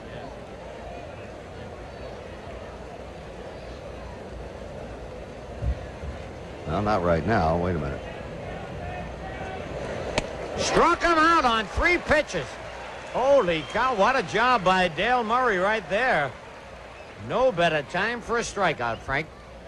Well, that's very true. You can't take a chance on a ground ball or a fly ball. Fly ball is going to get the run in. The ground ball would unless it was hit right at one of the drawn-in infielders. So Murray went for the strikeout and got it. All right, here's UL Washington, who has struck out, bounced to second, and flying out to Piniella, who made that circus catch off him, falling down and holding on to the ball.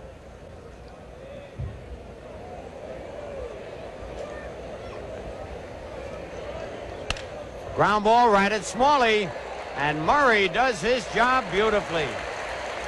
Saves a big run. Royals pick up a run on 2 hits, no errors, a man left at the end of 5.5. Royals 3 and the Yankees 1.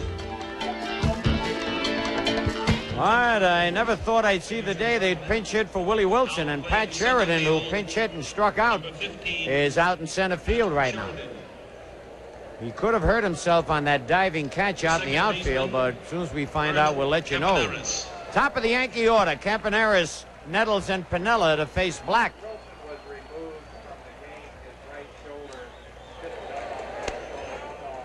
That's exactly what happened. Jimmy Hunter very alertly called that on that great diving catch by Willie Wilson. His shoulders stiffened up. Rip foul again. It almost got Zim. They're shooting for him today. Zimmer was hit hard. I think it was it out in Kansas City or, yep. Winfield hit one that hit the umpire, and then he hit one that got Zimmer. Outside, a ball and 2 strikes on Campy. Campaneris has bounced to short and singled. Batting .351. This is some comeback story on Campanella. Bounces it in the hole. I mean, Campaneris, that's a base hit. No chance for UL Washington. Did I say Campanella? I meant Campaneris. So Campy starts things off in the bottom of the 6th with an infield hit, Frank. UL Washington, a lot of range. Will backhand the ball, but he knows he can't throw him out. Just holds on to it. All right, that's only the 4th hit for the Yankees, but now it brings up the potential tying run. Greg Nettles, who has popped to third and hit back to the box. I think it's always an encouraging sign when your leadoff hitter gets on base when you're behind in a ball game. That's the first inning the Yankees have been able to do that, Frank, in the ball game. Oh, he gave Nettles his pitch, and Greg missed it. High slider. As Campaneris at first, Wathan holding him on.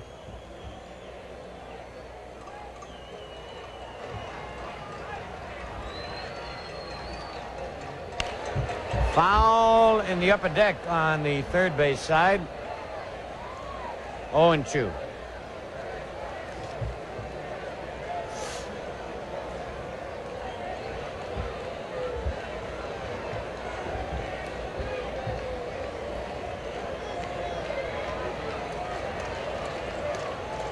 Got him on another high slider, and Nettles is struck out. It's only the second strikeout for Black. Here's the pitch again. Looked like Nettles swung right through it. Yep. All right, Lou Piniella will be the batter. Lou twice has bounced out to third base. You know, Scooter, the Royals are in desperate need of pitching. I'm sure that Dick Hauser, the Royals manager, is happy with the job he's getting from this young man, Bud Black, this afternoon. That's it. The 2 times the Yankees have seen him, he's been rough, as you mentioned before.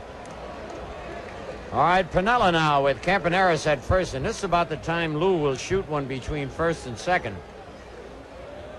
Got a big gap there with Wathan holding Campaneris on and White over near second.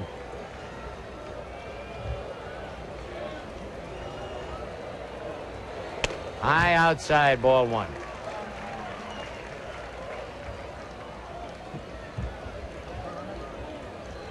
I think in a situation like this, Piniella, unless he gets 2 strikes on him, will just look for a pitch he can drive. He will. Campaneris back. No time to get picked off in this spot. 1 ball, no strikes on Piniella. And no time for a ground ball either. No. Unless it finds a hole.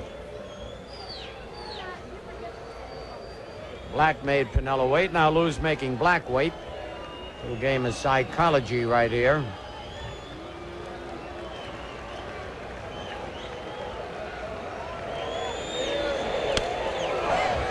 Back upstairs and out of play. 1-1. Piniella was trying to go to right field with that ball. Yes, he was. He'll do it at least till he has 2 strikes on him, unless Black comes way inside to him. Lou's been losing his helmet today. Swinging, must have got a haircut. Helmet a little loose.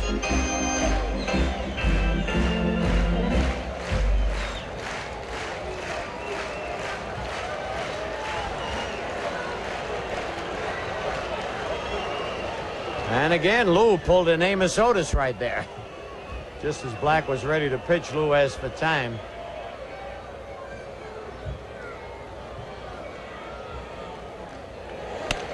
Base hit, ripped to center field. I tell you, that Piniella's got an idea every time he goes to bat, Messer. He really does.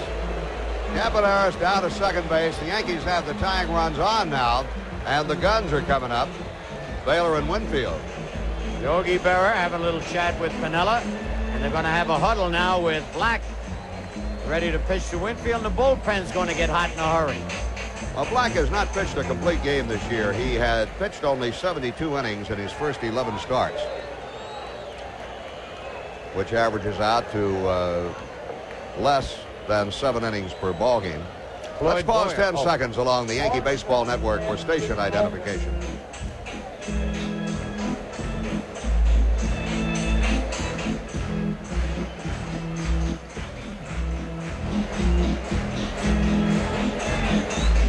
Well, you caught a quick look of Mike Armstrong, right-hander, warming up in the Royals bullpen. He's a young man from this area, from Andes, New York, which is out on Long Island. And Boyer's taking as much time as he can for his bullpen. Well, the Yankees will host the Detroit Tigers for 3 games, August 5th through 7th, highlighted by Skoal Bandit Yankee Tote Bag Night on Saturday night, August 6th, and Bobby Mercer Day on Sunday afternoon, August 7th. So keep those dates in mind.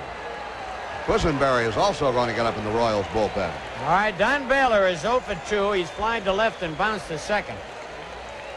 On Bobby Mercer Day, I hope somebody sends him a gift of a solid, could be gold-plated spittoon for him to get rid of his skull. Drive to deep left field. Holy cow!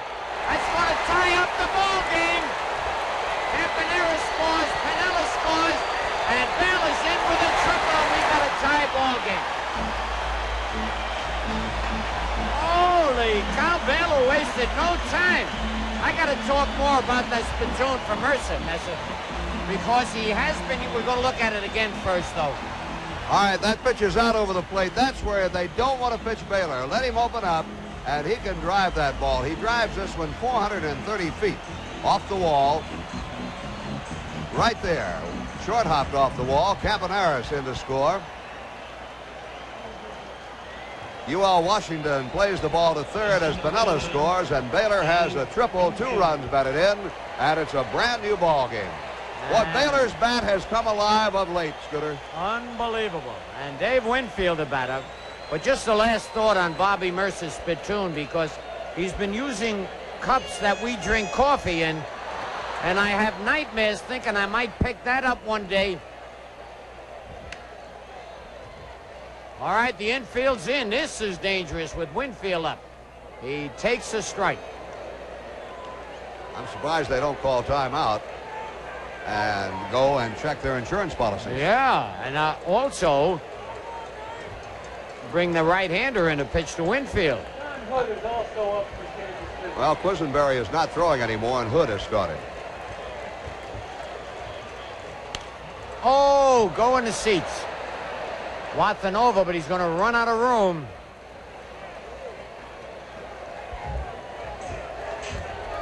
Nothing and 2 on Dave Winfield. 1 man out, and that quickly we have a tie ball game. You sort of get the feeling, Phil, that even though this young man pitched a strong 9 innings against the Yankees in Kansas City, he may have a pattern of running out of gas. All right, there's Baylor at third. Zimmer telling him, heads up, don't be picked off. Rip, base hit. I want to tell you, that ball handcuffed Brett, Frank. And Winfield's going into second. He's out, but the run scores on the base hit. And the Yankees take a 4-3 lead.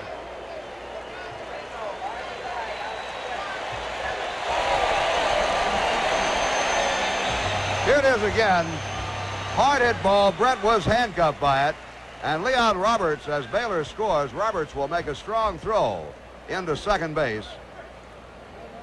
And even though Winfield goes head first, he is tagged out by Frank White. Boy, an exciting inning. Yankees lead it now 4-3. And Steve Kemp, the batter. Fly to deep left center. Sheridan, he one-hands it. Oh, they did tattoo Black that inning. 3 big runs on 4 hits. Nobody left at the end of 6 as Frank Messer will carry you along. The Yankees 4 and the Royals 3.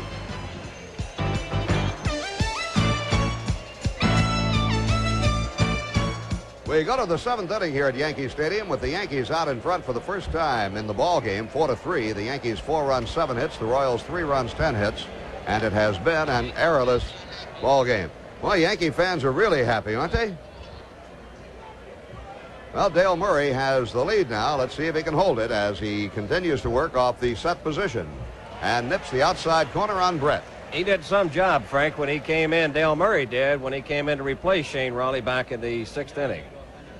Boy, he did. He struck out Sheridan on 3 pitches and got Washington on a ground ball off his glove. And that will be a base hit.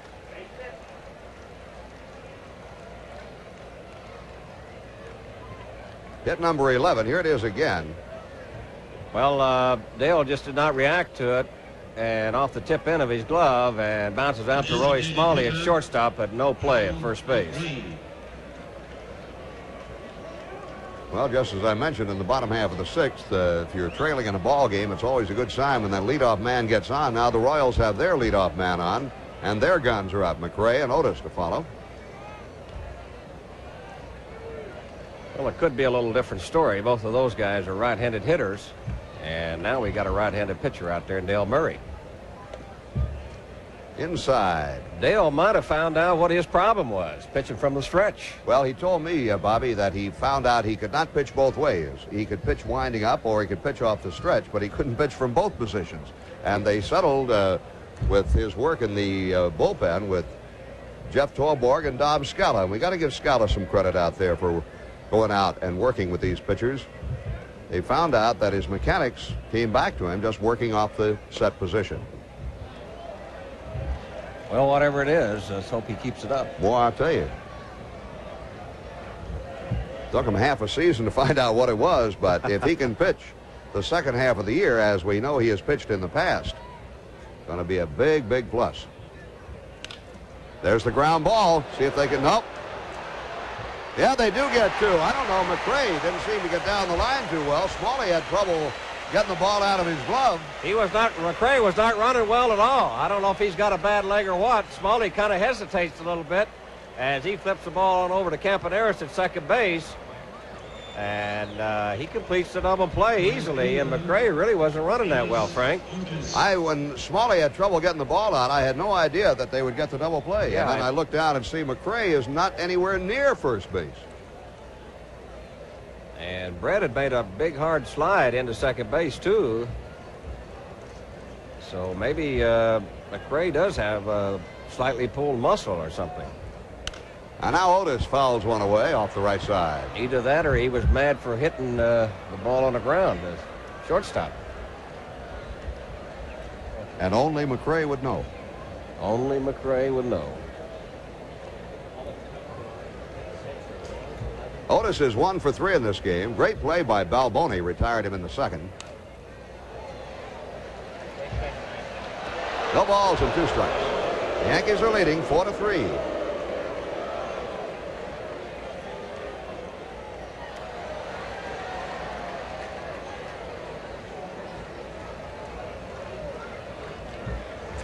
Dale Murray is now the pitcher of record.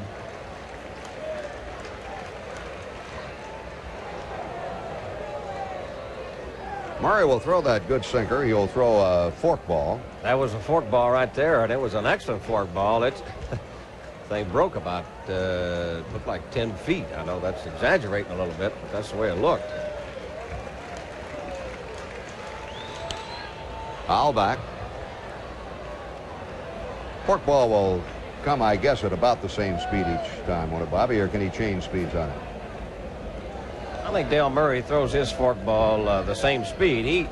He throws a harder fork ball than normal guys. A lot of guys don't throw it as hard as he does. And it's fouled away back over the dugout. That'll be well back in the seats. In fact, it made the upper deck.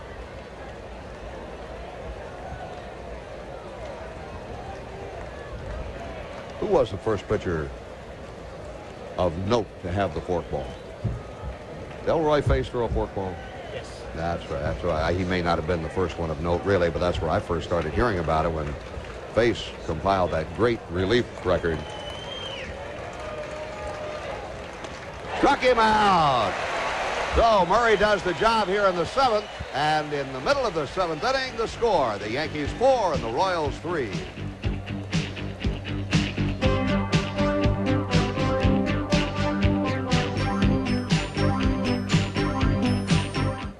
Well, we'll have a new pitcher for the Kansas City Royals, Mike Armstrong, and while he warms up, I'll have a chance to tell you the Yankees will host the Detroit Tigers for a 3-game weekend series August 5th through 7th, highlighted by Skull Bandit Yankee Tote Bag Night and Bobby Mercer Day here at Yankee Stadium.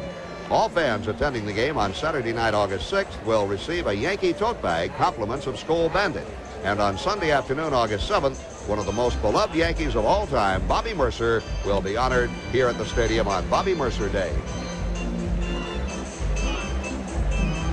Mike Armstrong, from right here in the greater New York area. Andes, New York, with a record of 4 wins, 5 losses, and 2 saves, making his 32nd relief appearance. 58 innings pitched. He's allowed 47 hits.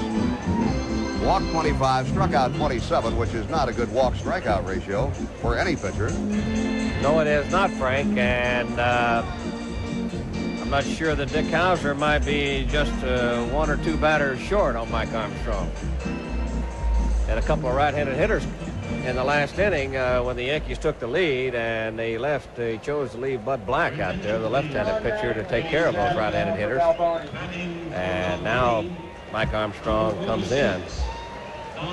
He'll be pitching to Don Mattingly, who will pinch hit for Steve Balboni. Mattingly has a 9-game hitting streak, batting .293, 1 home run, 11 runs batted in.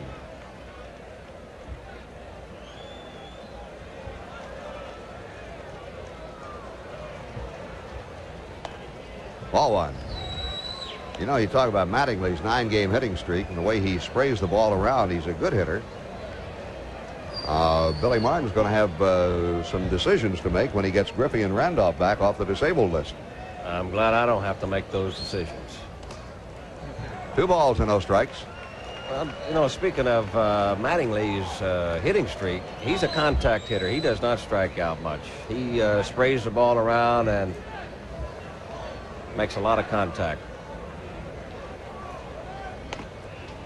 That makes it 2-1. There are the figures on Mattingly. Very impressive. Big arms.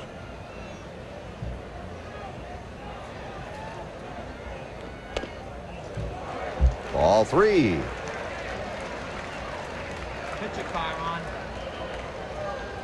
There are the figures on Mike Armstrong.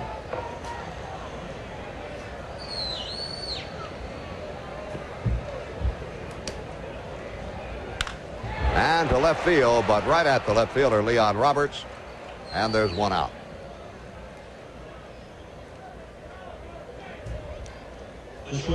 Roy Smalley will turn around and become a left-hand batter.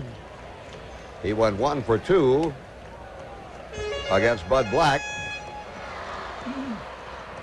Almost had 2 for 2, but Willie Wilson made a great catch on him, and Wilson hurt his shoulder in making that diving catch and eventually had to leave the ball game.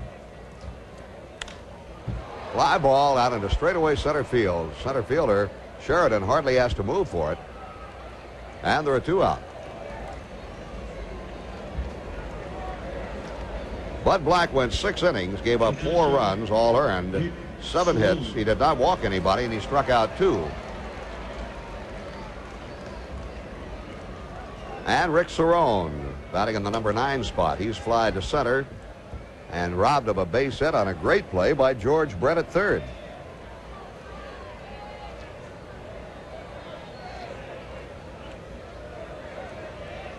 In the dirt.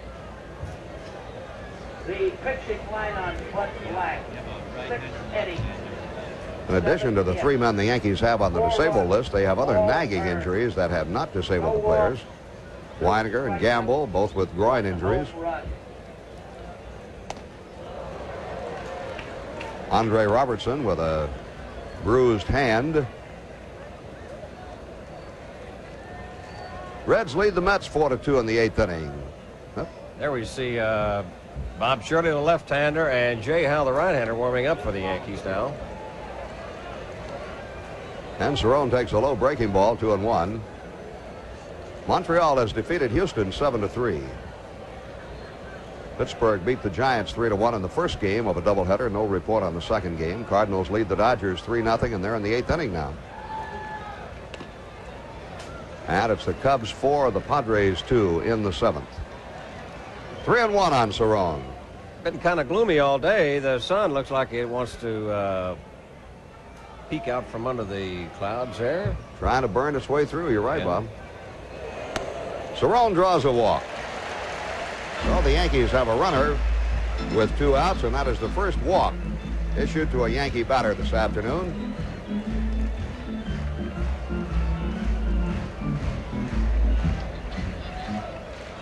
The second baseman, Bert Campanellis. We're told that Yankee trainer Gene Monahan aided in the rehabilitation of Dale Murray with a special diet. Murray shed a few pounds, 6, I'm told, to be exact, which has possibly been a help. Campaneris, it's a fly ball to right field, and that should retire the side. Picked off by Otis. No runs, no hits, a walk, a man left. We completed 7 with a score. The Yankees 4 and the Royals 3.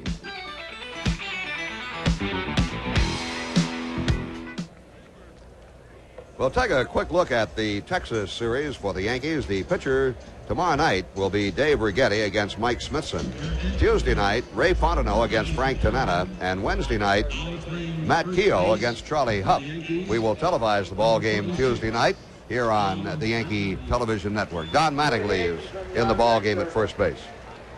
I also see Willie Mays Aikens come out on the on-deck circle for the Royals, so we might have a pinch hitter for Leon Roberts. There's Willie Mays Aikens. And Wathan becomes a key man right here for the Royals. He takes a strike on the first pitch from Murray.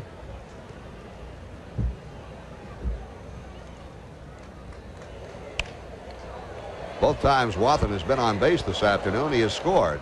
He reached on a walk and then singled and came in to score runs number 1 and 2, driven in both times by Frank White. 2 strikes on Wathan.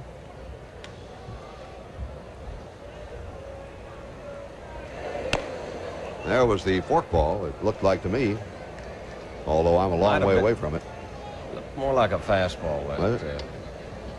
One of those sinking fastballs that there's Gene Monahan, who has put, as you said, Dale Murray on a special diet.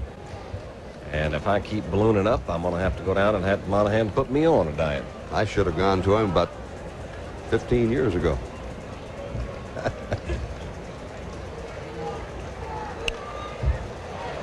Let's see, 15 years ago, I guess Gene Monahan might have still been bat boy for, or clubhouse man for the Fort Lauderdale Ball Club. You'd have had to go all the way down to Fort Lauderdale. Yeah. That's where he started. And to start you on your program, he might have had you run down to Fort Lauderdale. 15 years ago, I could have got part of the way. I couldn't do it anymore, Bob. 0-2 count on John Wathan. Out and back and stays alive. Murray with an upstairs fastball. Well, Bobby Mercer, big day coming up for you here at Yankee Stadium. You looking forward to it on the 7th of August? Never thought that there would be a day for me here at Yankee Stadium, and I consider it the biggest honor that I've ever had in my life. Well, I have to agree. It's going to be a tremendous honor for you, Bob, and I'm just happy it's going to be coming up. August 7th, Bobby Mercer Day here at Yankee Stadium.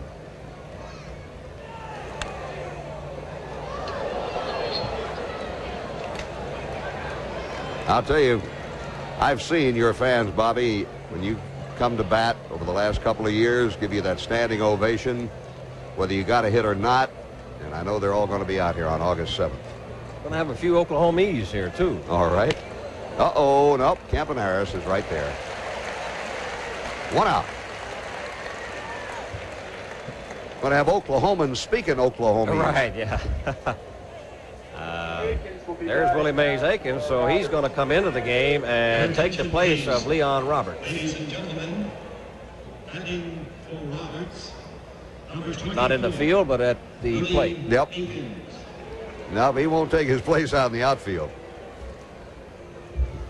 Mr. Aikens is batting .324, 9 home runs, 33 runs batted in.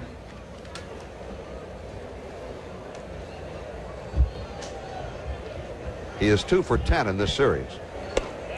Strike 1. Well, what a difference in Dale Murray over the early part of the season.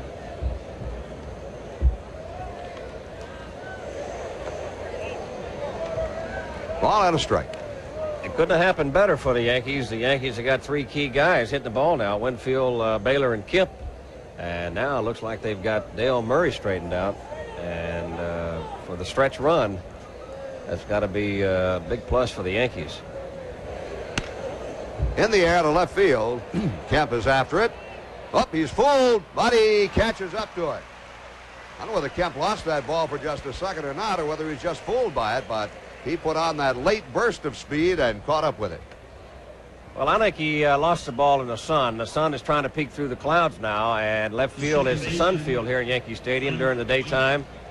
And he did lose it there for a minute, but he recovered quickly and makes an easy play of it. All right, he flipped those glasses down. That's when I think he picked the ball up again. After he flipped the glasses, then's when he started really digging hard for it. There are 2 outs, and Frank White, the batter. He's driven in 2 runs with a single and a triple and a ground out. Kemp asked Dave Winfield, he said, what about where do I play, guys in left field? Dave says, just look for my brown spot where I play.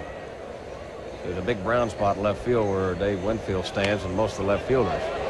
The bunt picked up barehanded, and he throws him out. Nice fielding play by Murray, and that will retire the side in order. And in the middle of the 8th inning, the score remains the Yankees 4 and the Royals 3.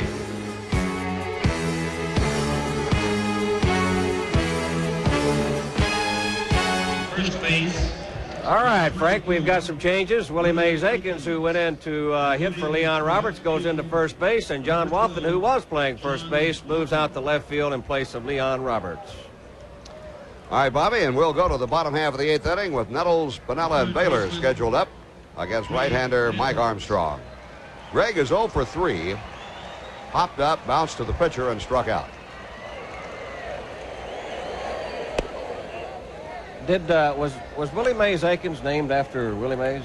I'm sure he was, yes. Strange thing about it, it's been noted that Willie Aikens does not like the name Willie Mays Aikens. I really don't know why. And what does he like? Willie? Willie.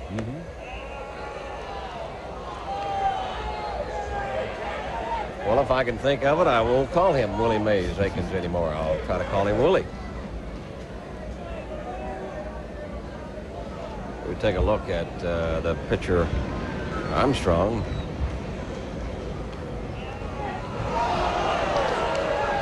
Ball and 2 strikes on Greg. A lot of pitchers like to move that ball around in their hand. They're trying to get that feel of the ball, and they'll wiggle and move the ball around in their hands a lot just to establish a feel.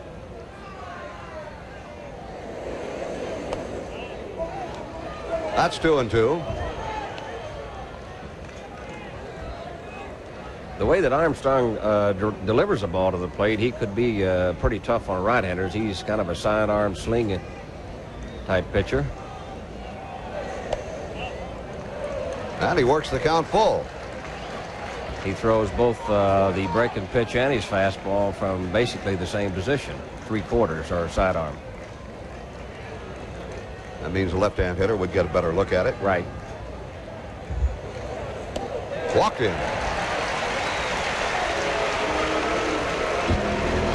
Second walk given up by Armstrong, and the Yankees have the leadoff man on. The Yankees are out in front 4-3. And Lou Piniella will step in. Lou made a nice play back in the 6th inning when Baylor hit that ball deep to left center, and he'd already made up his mind that they weren't going to catch it. That's the reason he was able to score on that triple. Good judgment on the bases. Strike one. He wheeled around there to bunt, but I don't know if he was going to slap at it or bunt it. Here's today's attendance, 33,944. 33944. Total for the 3 dates, 116,600. Total for the year, 49 dates, 1,303,000. Now he bunts it and foul. What was that act Piniella put on down there? I don't know. That was a delayed bunt swing. We'll take a look at it here. He knew that he made a mistake, so he decided to take it out on the dirt. That's a kind of a funny way to bunt. I don't know that Lou bunts very much. Normally a guy will slide the top hand up towards the barrel of the bat to attempt a bunt. Well, he has not bunted this year. We know that. Throws his bat at that one and fouls it back. Well, we're getting everything from Lou Piniella today. That's what you call a protection swing. Mm-hmm.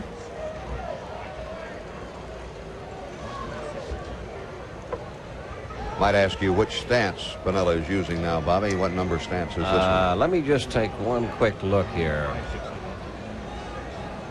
That looks like, yep, that's 314. 314. Stance 314. Okay.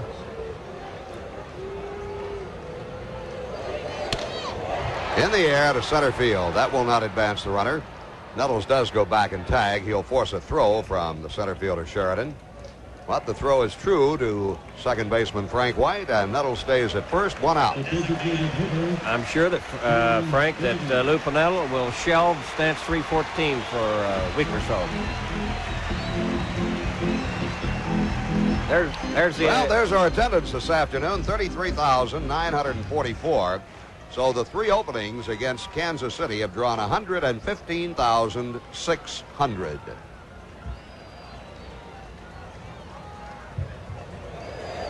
Baylor pops it up on the right side, and Frank White will settle under it.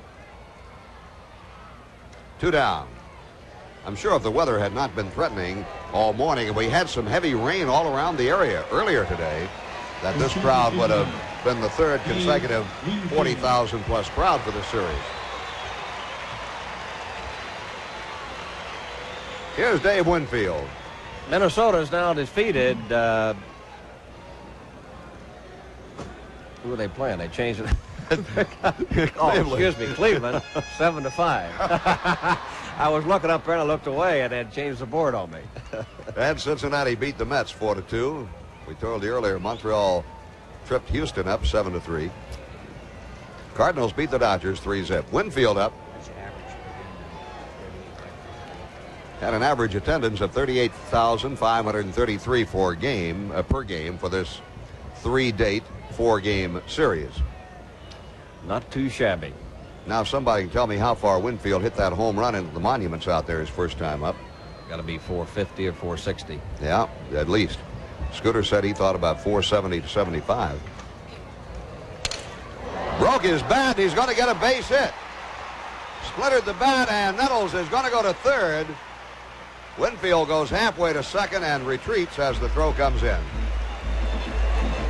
Winfield has his 3rd hit of the game. Well, we'll take a look at it. He was fooled a little bit. The pitch was way on the outside part of the plate, and he just threw his bat at it. And but he happened to get a good part of the ball, and we see Greg Nettles going from first to third. The ball was not hit that hard out into center field, and it took the center fielder Sheridan a long time to get to it. Well, that's where Winfield's home run went, Bobby. Well, we've got it covered. We say 450, 460, or 470, so take your pick. I just settled for a $6 cab ride. Winfield may not have been too happy being dropped down to the number 5 spot on the batting order. Took it out on the baseball this afternoon, and the Royals pitchers. Steve Kemp 0 for 3. Runners first and third, 2 outs. Mr. Armstrong spins the ball around. Gets the right grip he wants. Ball 1 to Kemp.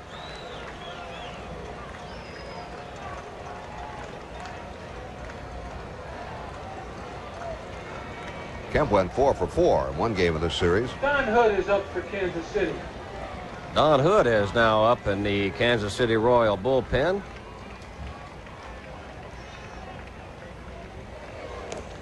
Nice play by the catcher Slot. And the Yankees seem to have some action out in their bullpen. It looked like George Frazier, a right-hander, and Bob Shirley, the left-hander. We'll take a look at this pitch down in the dirt. And a nice play by the catcher Slot. There's Bob Shirley. Excuse me, that's Jay Howell, the right-hander, warming up.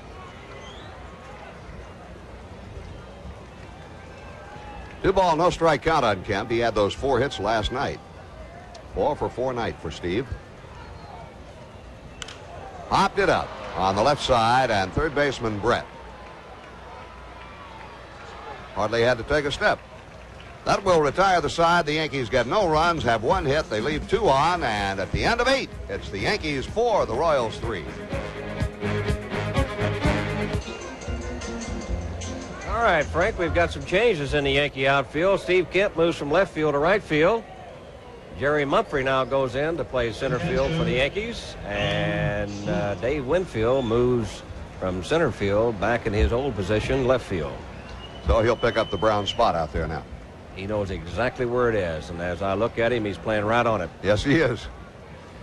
Don Slot leads off, and evidently took the bat away. No strike call made. I remember when Frank Howard played left field for the Washington Senators. He would move back and forth and have a patch of grass just worn completely out. He never stood still a second. One of the most nervous men I ever saw in the outfield. 2 balls and no strikes. Well, he was a big enough guy to wear a patch out, or he could wear a hole in the outfield. Wasn't he? He come to spring training and put weights on his shoes for all spring training. Put about a 3-5 pound weight on each shoe. Grounds it right at Smalley. Roy waits on it, knows he has plenty of time, and throws him out. 1 away. The Yankees are leading by a score of 4-3, 1 away here in the top of the 9th. How much did Frank Howard weigh? Oh, 300? Right around 300. I think they listed his playing weight somewhere around 270, 280. My goodness. He didn't need any leg weights. He did it. He would do that to take off weight, really, in spring training, as the story was circulated. 2 guys seemed to come awful heavy to spring training were Frank Howard and Boog Powell. Yeah. Powell came in 1 year at 300 pounds. That's Sheridan. He's the first man Murray faced when he relieved Shane Raleigh in the 6th inning, and he struck Sheridan out on 3 pitches. Ball and a strike. Del Murray's got good location on his ball now. He threw him a good fork ball on the outside part of the plate, and then he tried to bust the fastball in on him. He looks comfortable on the mound. That's in the upper deck, out of play. Ball and 2 strikes. I never did like to face Del Murray. I didn't like that fork ball that he had. I didn't like that hard sinker that he threw.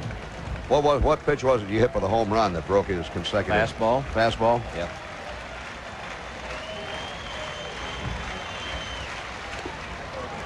That evens the count, 2-2.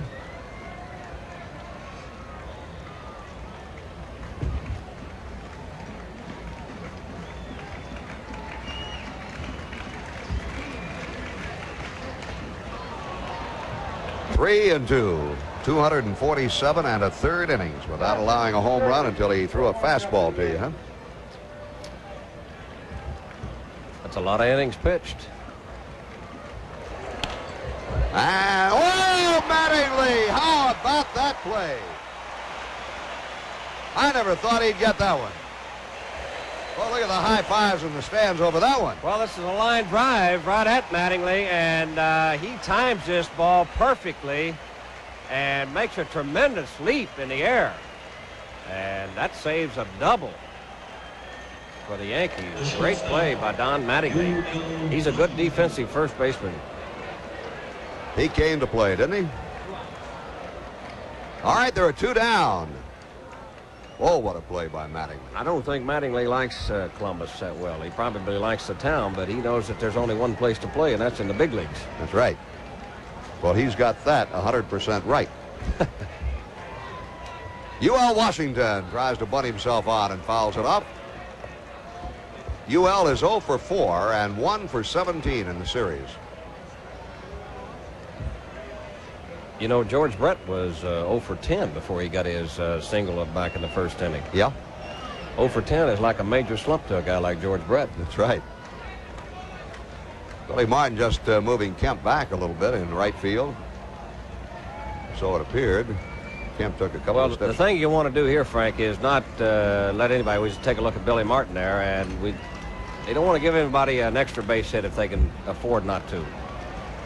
So they'll try to they'll play a little deeper now, the outfielders were than they would early in the ball game, because they want to keep the ball in front of them. Now Billy wants Kemp to go more towards center and move to his right. That's what he wanted. Now Kemp sidling to his right. No ball, 2 strike count on Washington. 2 outs. The Yankees lead 4-3. Listen to the fans in the background. And look at them. They want this strikeout, Frank, and I know Del Murray wants it too. Ground ball, and Smalley cannot get it. Base hit for Washington. What a big base hit by UL Washington. And the reason for that is because it brings up George Brett.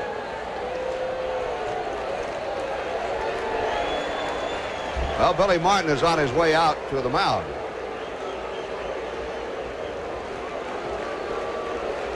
And we take a look at Goose Gossage, who is now up in the Yankee bullpen. And looks like Billy has signaled to the bullpen. And I assume that it will be Goose Gossage that will be coming into this ball game. That's who he wants, and it will be Gossage.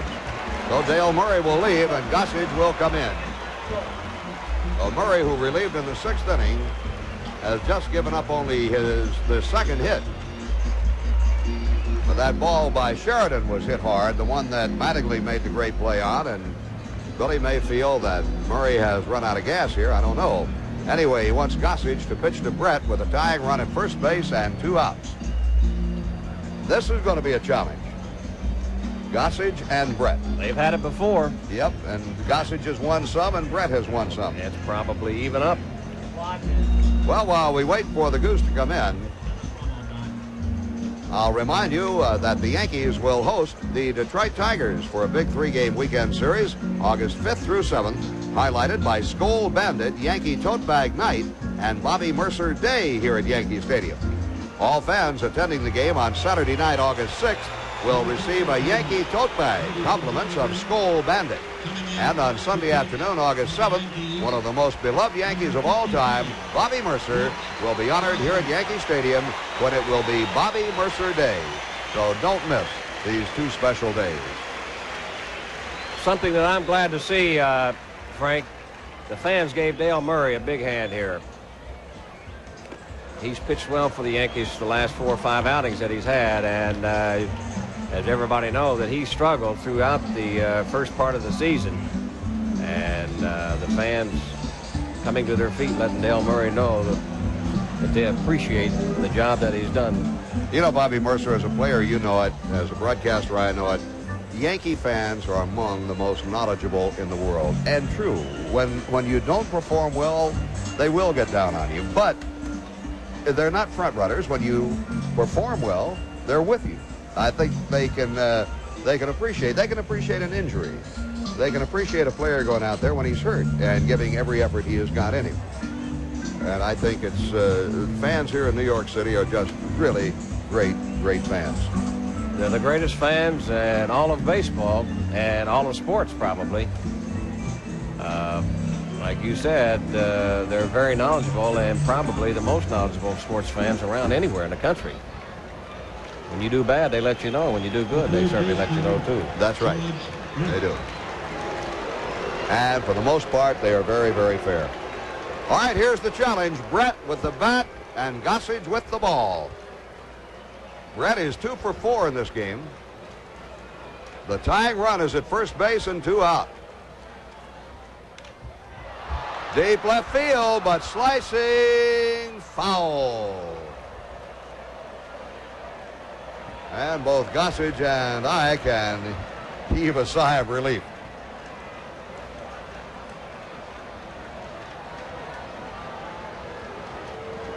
UL Washington back to first base. The Yankees with a 1-run lead.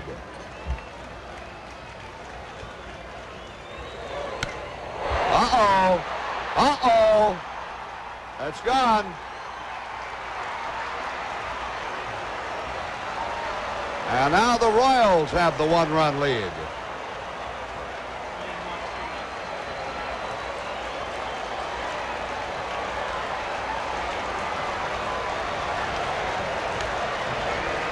George Brett has just homered, and Billy Martin and the Yankees want the bat. Look at Martin. Well, what they're talking about, Frank, is that he's got too much pine tar, and you've got to have a certain amount of distance from the trademark of the bat and the pine tar. And Nettles is leaving the field as if the game is over. No, he's just coming in. I'm not sure. They might have a legitimate gripe. And the umpires are going to get together. George Brett looking around and wanting to know what's going on. And the umpires are going to get together and talk about this thing. Well, Billy Martin bounced right out of the dugout. I've seen it called before, Frank. You are not allowed to have a substance of any kind above the trademark. And I can't tell from here because everybody's huddled around the bat. I cannot tell from here if it's up too far. And now they're feeling it. See, to see if there's some sticky stuff around there. That's Nick Bremigan with the bat. This is going to be an interesting call. Well, Brett isn't sure whether he has a home run yet or not. Now the umpires are going to walk away and talk about this and go over the rules and examine the bat. See where the pine tar, see the label, the trademark is? Yep. See the brown substance there? It does look like that's pine tar. It looks like it is. Now you are not allowed to have that pine tar up that far on the bat. Billy Martin walking around waiting for the, which might be an important decision. First time in a long time I've seen the umpires huddle this long and have a meeting over it. Well, they're going to see what's going to happen. They're going to... Now that is the plate umpire, Tim McClellan, with the bat in his hand.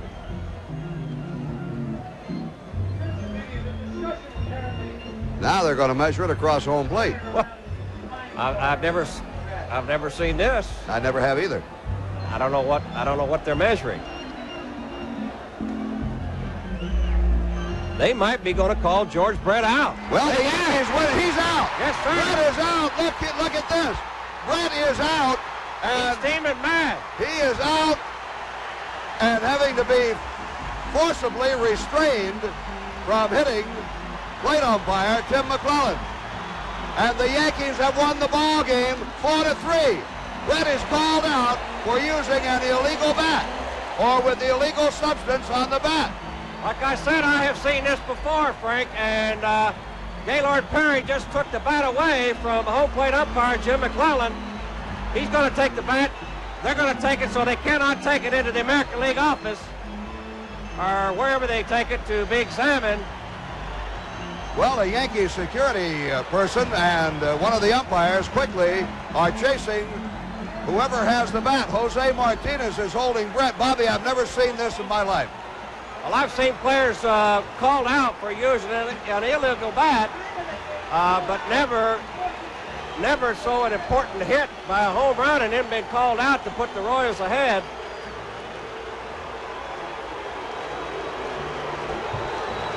George Brett was fighting mad, and whether he has a cause to be mad or not, I don't have any idea. The umpires made a decision. Bobby, let me say this to you.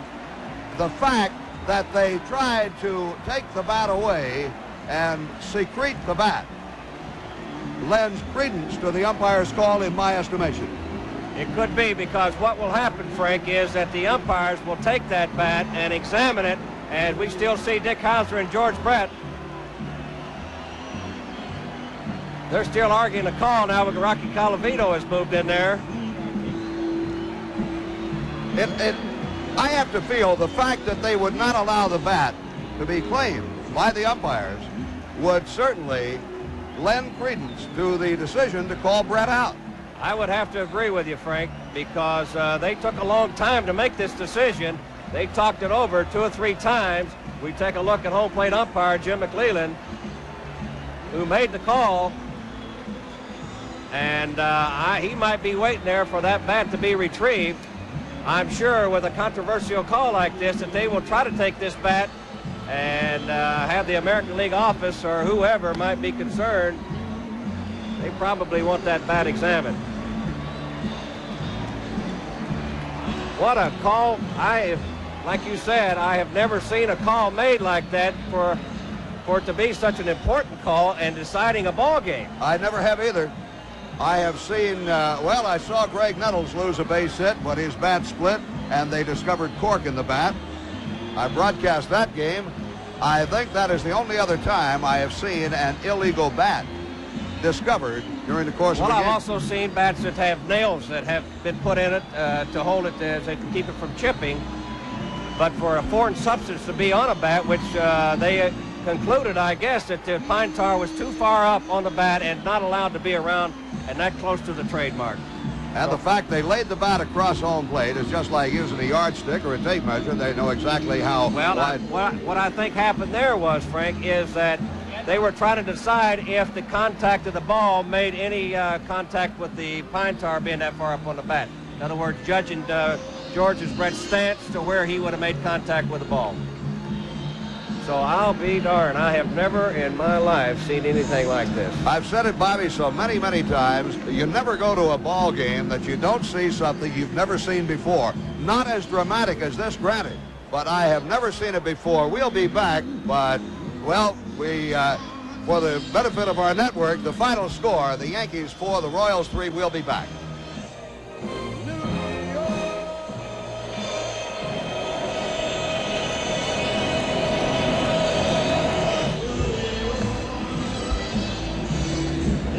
Well, I'll say it again to you, Bobby Mercer. I've never seen anything like this in my life. Let me make it very definite to all our viewers. The Yankees have won the ball game by a final score of 4-3. As George Brett hits what appeared to be leading a home run that would give the Royals a 5-4 lead. I've got to feel, Bobby, that Rick Cerrone may have been the first one to complain about the bat. Now, of course, you won't do it until the man gets. If Brett had made out, they would have said anything. That's a very good point, and I know that during the days when I played, that if we thought a guy was using an illegal bat, that if there was a base hit, that's when they would have the umpire check it out. If they didn't get a base hit, they wouldn't say anything about it. All right, let's go back to the replay quickly. Don Carney is going to show it again. Here is Brett at the plate. Now, there was no doubt that when George Brett hit that ball that it was going to be a home run. And I'm sure when the umpires measured the bat across the plate, they were trying to determine whether the ball hit the part of the pine tar, if the pine tar had any connection with the ball when it hit the bat. Because they were judging his stance, the distance, and where he would be striding into the ball and making contact. Well, there's Brett down the line, steps on the plate, and everybody thought by now Cerrone and Martin are out there. Now, Cerrone is the one I'm sure of that alerted the umpire to the fact that he thought Brett was using an illegal bat. A lot of times, as we can see, the umpire, Jim McClellan, the home plate umpire, taking the bat out, and now the umpires are going to go out and have their first meeting, and George Brett is looking on. Right now, nobody knows what the decision is going to be, but I can guarantee you there's probably from the Royals going to be protest upon protest about this play. Well, one question we do not know the answer to is whether or not the bat was reclaimed by the umpires. The last time I saw the bat, it was in the hands of one of the Royals, headed for, we presume, the clubhouse with a Yankee security person in hot pursuit along with an umpire. Well, I'm not sure that it makes any difference because it's a judgment call by the umpires, and it's strict. The facts are that you cannot use an illegal bat and have foreign substance on it, which makes it an illegal bat, and they're trying to determine now whether that foreign substance, which I assume that is pine tar, is up too far up on the bat towards the label. Meanwhile, everybody relaxed on the Kansas City Royals bench, but they won't be relaxed for long, Billy. Now, the umpires have told Martin and the Yankee players just to leave them alone and let them decide this themselves. There's Gossage and Nettles, and Vida Blue in the middle of the picture there with his arms folded. Now McClellan walking back toward home plate with bat in hand, Bremigan and Brinkman with him. We could almost tell there by Billy Martin's reaction that there was going to be some kind of a call in favor of the Yankees. Now that's where they're measuring the bat, Frank, and trying to determine where George Brett's stance is. Well, they've got the handle of the bat, though, the opposite way. Brett, a left-hand hitter, I think they might have measured it the other way. No, if they'd have measured it from there, it'd have been too far out. They're trying to determine whether... There he is. Now the out call. That was the out call, and here comes Brett.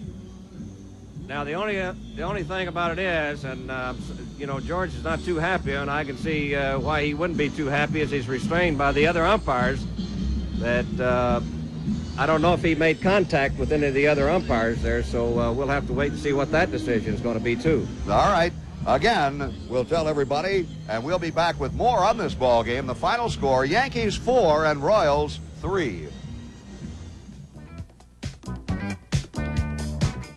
Well, Bobby Mercer, my last words on that telecast of July 24th were the Yankees have won the ball game 4-3. Whether you agreed with me or not, I don't really remember. But As you know, we sort of fouled that one up, ladies and gentlemen. We're going to try to straighten it out tonight. The Yankees did not win the ball game 4-3.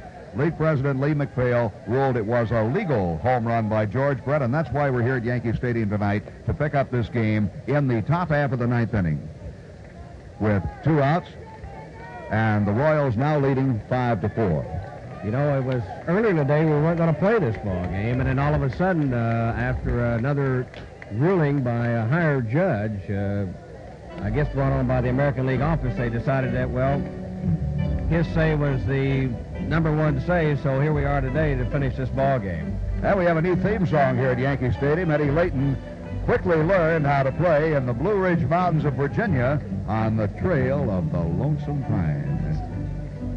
Let's take a look at the Yankees' defensive alignment right now, which may furnish you a surprise or two. Ken Griffey is at first base. Don Mattingly is at second base. Bert Cabaneris was there. Roy Smalley is at shortstop. He was there in the original game. And at third base, Greg Nettles.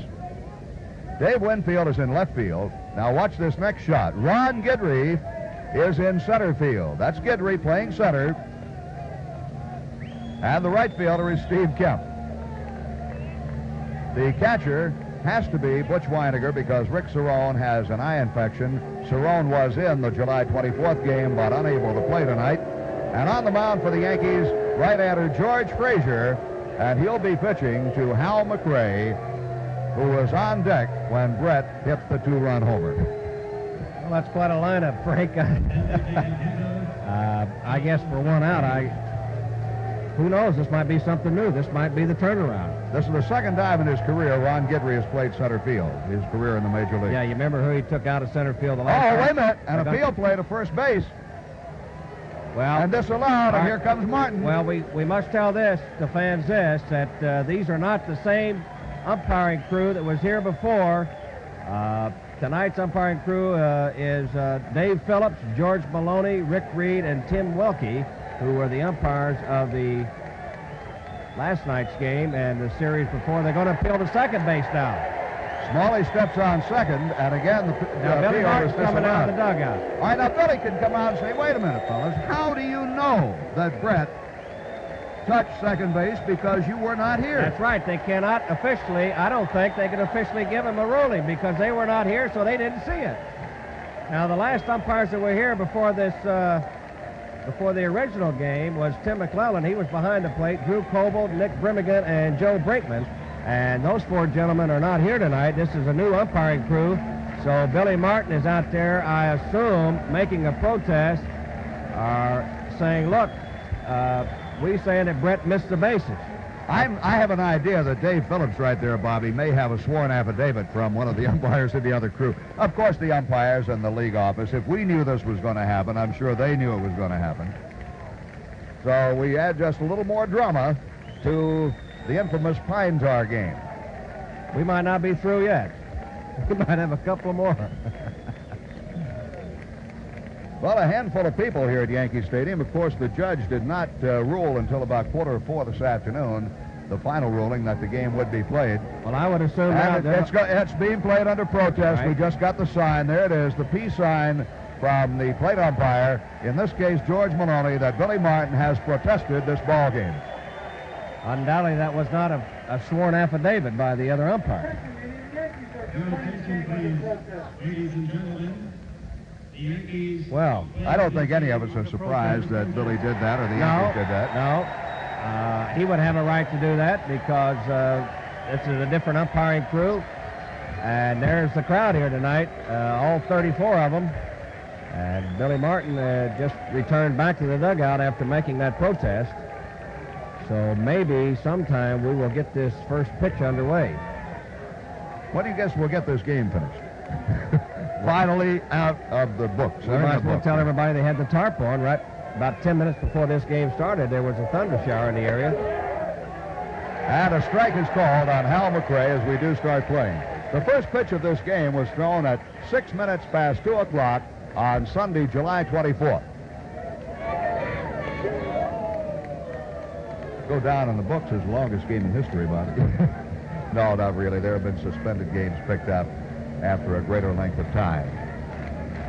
I'll tell you, I've never seen anything like it. I've been connected with baseball in some capacity for, well, let's see, 30 years now, and I've never seen anything like it. 2 balls and a strike on McRae. McRae in this game has gone 0 for 3. Grounded to third, walked, flied to center, and grounded into a double play. This might be the shortest televised game that you've ever done, though. Out of play. Not if we count the first 9 innings. I mean, in one particular day. I'm not going to get technical, please. Hey, there's the Royals bench. That might be the replacements for, we might mention that George Brett and Rocky Colavito and Gaylord Perry are not here tonight. They were ejected from the ball game and suspended from this game, so they are not here tonight. Dick Hauser also is not in uniform. He was ejected too. If McRae gets a base hit, he'll have a 15-game hitting streak. Just for the books. I'll tell you, one of the owners of the Kansas City Royals is here watching the ball game. Avron Fogelman, who bought 49% of the stock from Ewing Kaufman earlier this year. Billy Martin, the Yankee skipper. Colavito and Perry are on their way to Baltimore. Struck him out, and that retires the side. In the top half of the 9th inning, the Royals scored 2 runs on 2 hits. There were no Yankee errors, and nobody left on base. In the middle of the 9th, 5 Kansas City, 4 the Yankees. The announcement was made that the 4 umpires who were here for the original game, McClellan, Coble, Brinkman, and Bremigan, did sign a notarized affidavit stating that George Brett touched every base on his home run.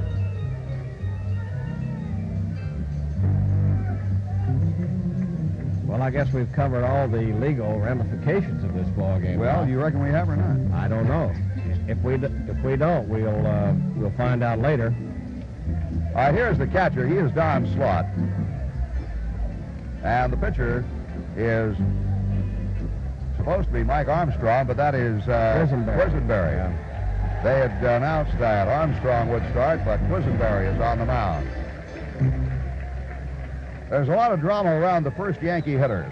Don Mattingly will lead off the bottom half of the 9th inning. If Mattingly should get a base hit, Bobby Mercer, he would establish a new record for consecutive game hitting streak for a rookie in the major leagues. If he gets a base hit here, we are told it would count as a continuation of his hitting streak, which would give him 25. The streak now ended. The previous record, 23 consecutive games by Mike Vail of the Mets in '75. Ball 1. Well, his last hitting streak was, 15 games, right? And so this will be a continuation, if he gets a hit now, of another 10 games that lapsed in between that period of time. Right. This is the one game out of the 25 he did not have a hit. He's been to bat only once. And it's a ball and a strike. Mattingly lined out to left. After replacing Steve Balboni, he came to bat in the 7th inning. 2 balls and 1 strike.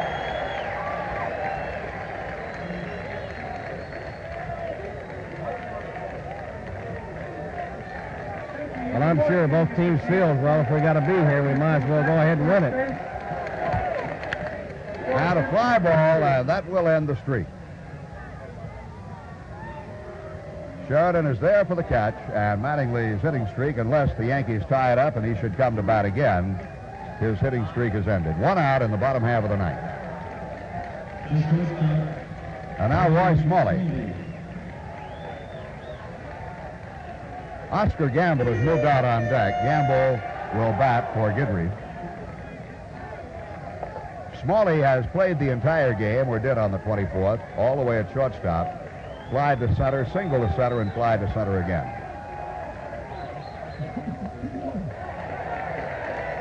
Ball 1.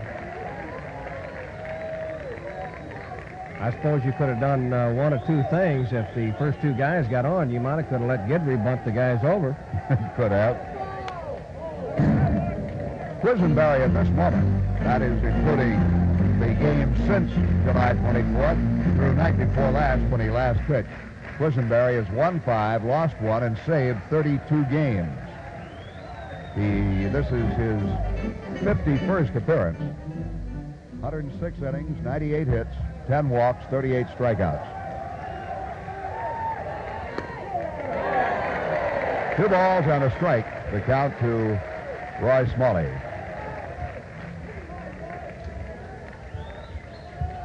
We might mention that Willie Wilson was in and out of this game, so was Leon Roberts, so they are not eligible. In the air to left field. And Simpson on the warning track. 2 down.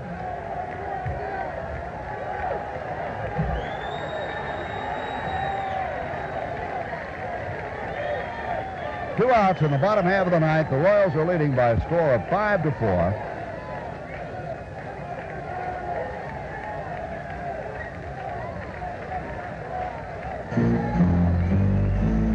And now Oscar Gamble will bat for Ron Guidry.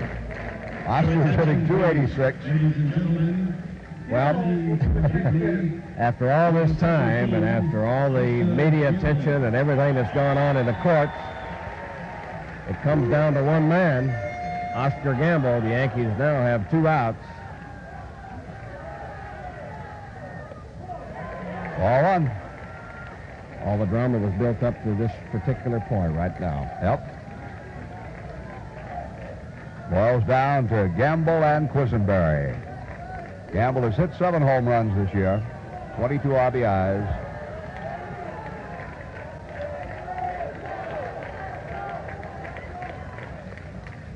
And that may do it. Frank White over to John Wathan, and the Pine Tar game is over. The Yankees are 3 up, 3 down here in the bottom half of the 9th inning. The final score, the Kansas City Royals 5 and the New York Yankees 4, I think.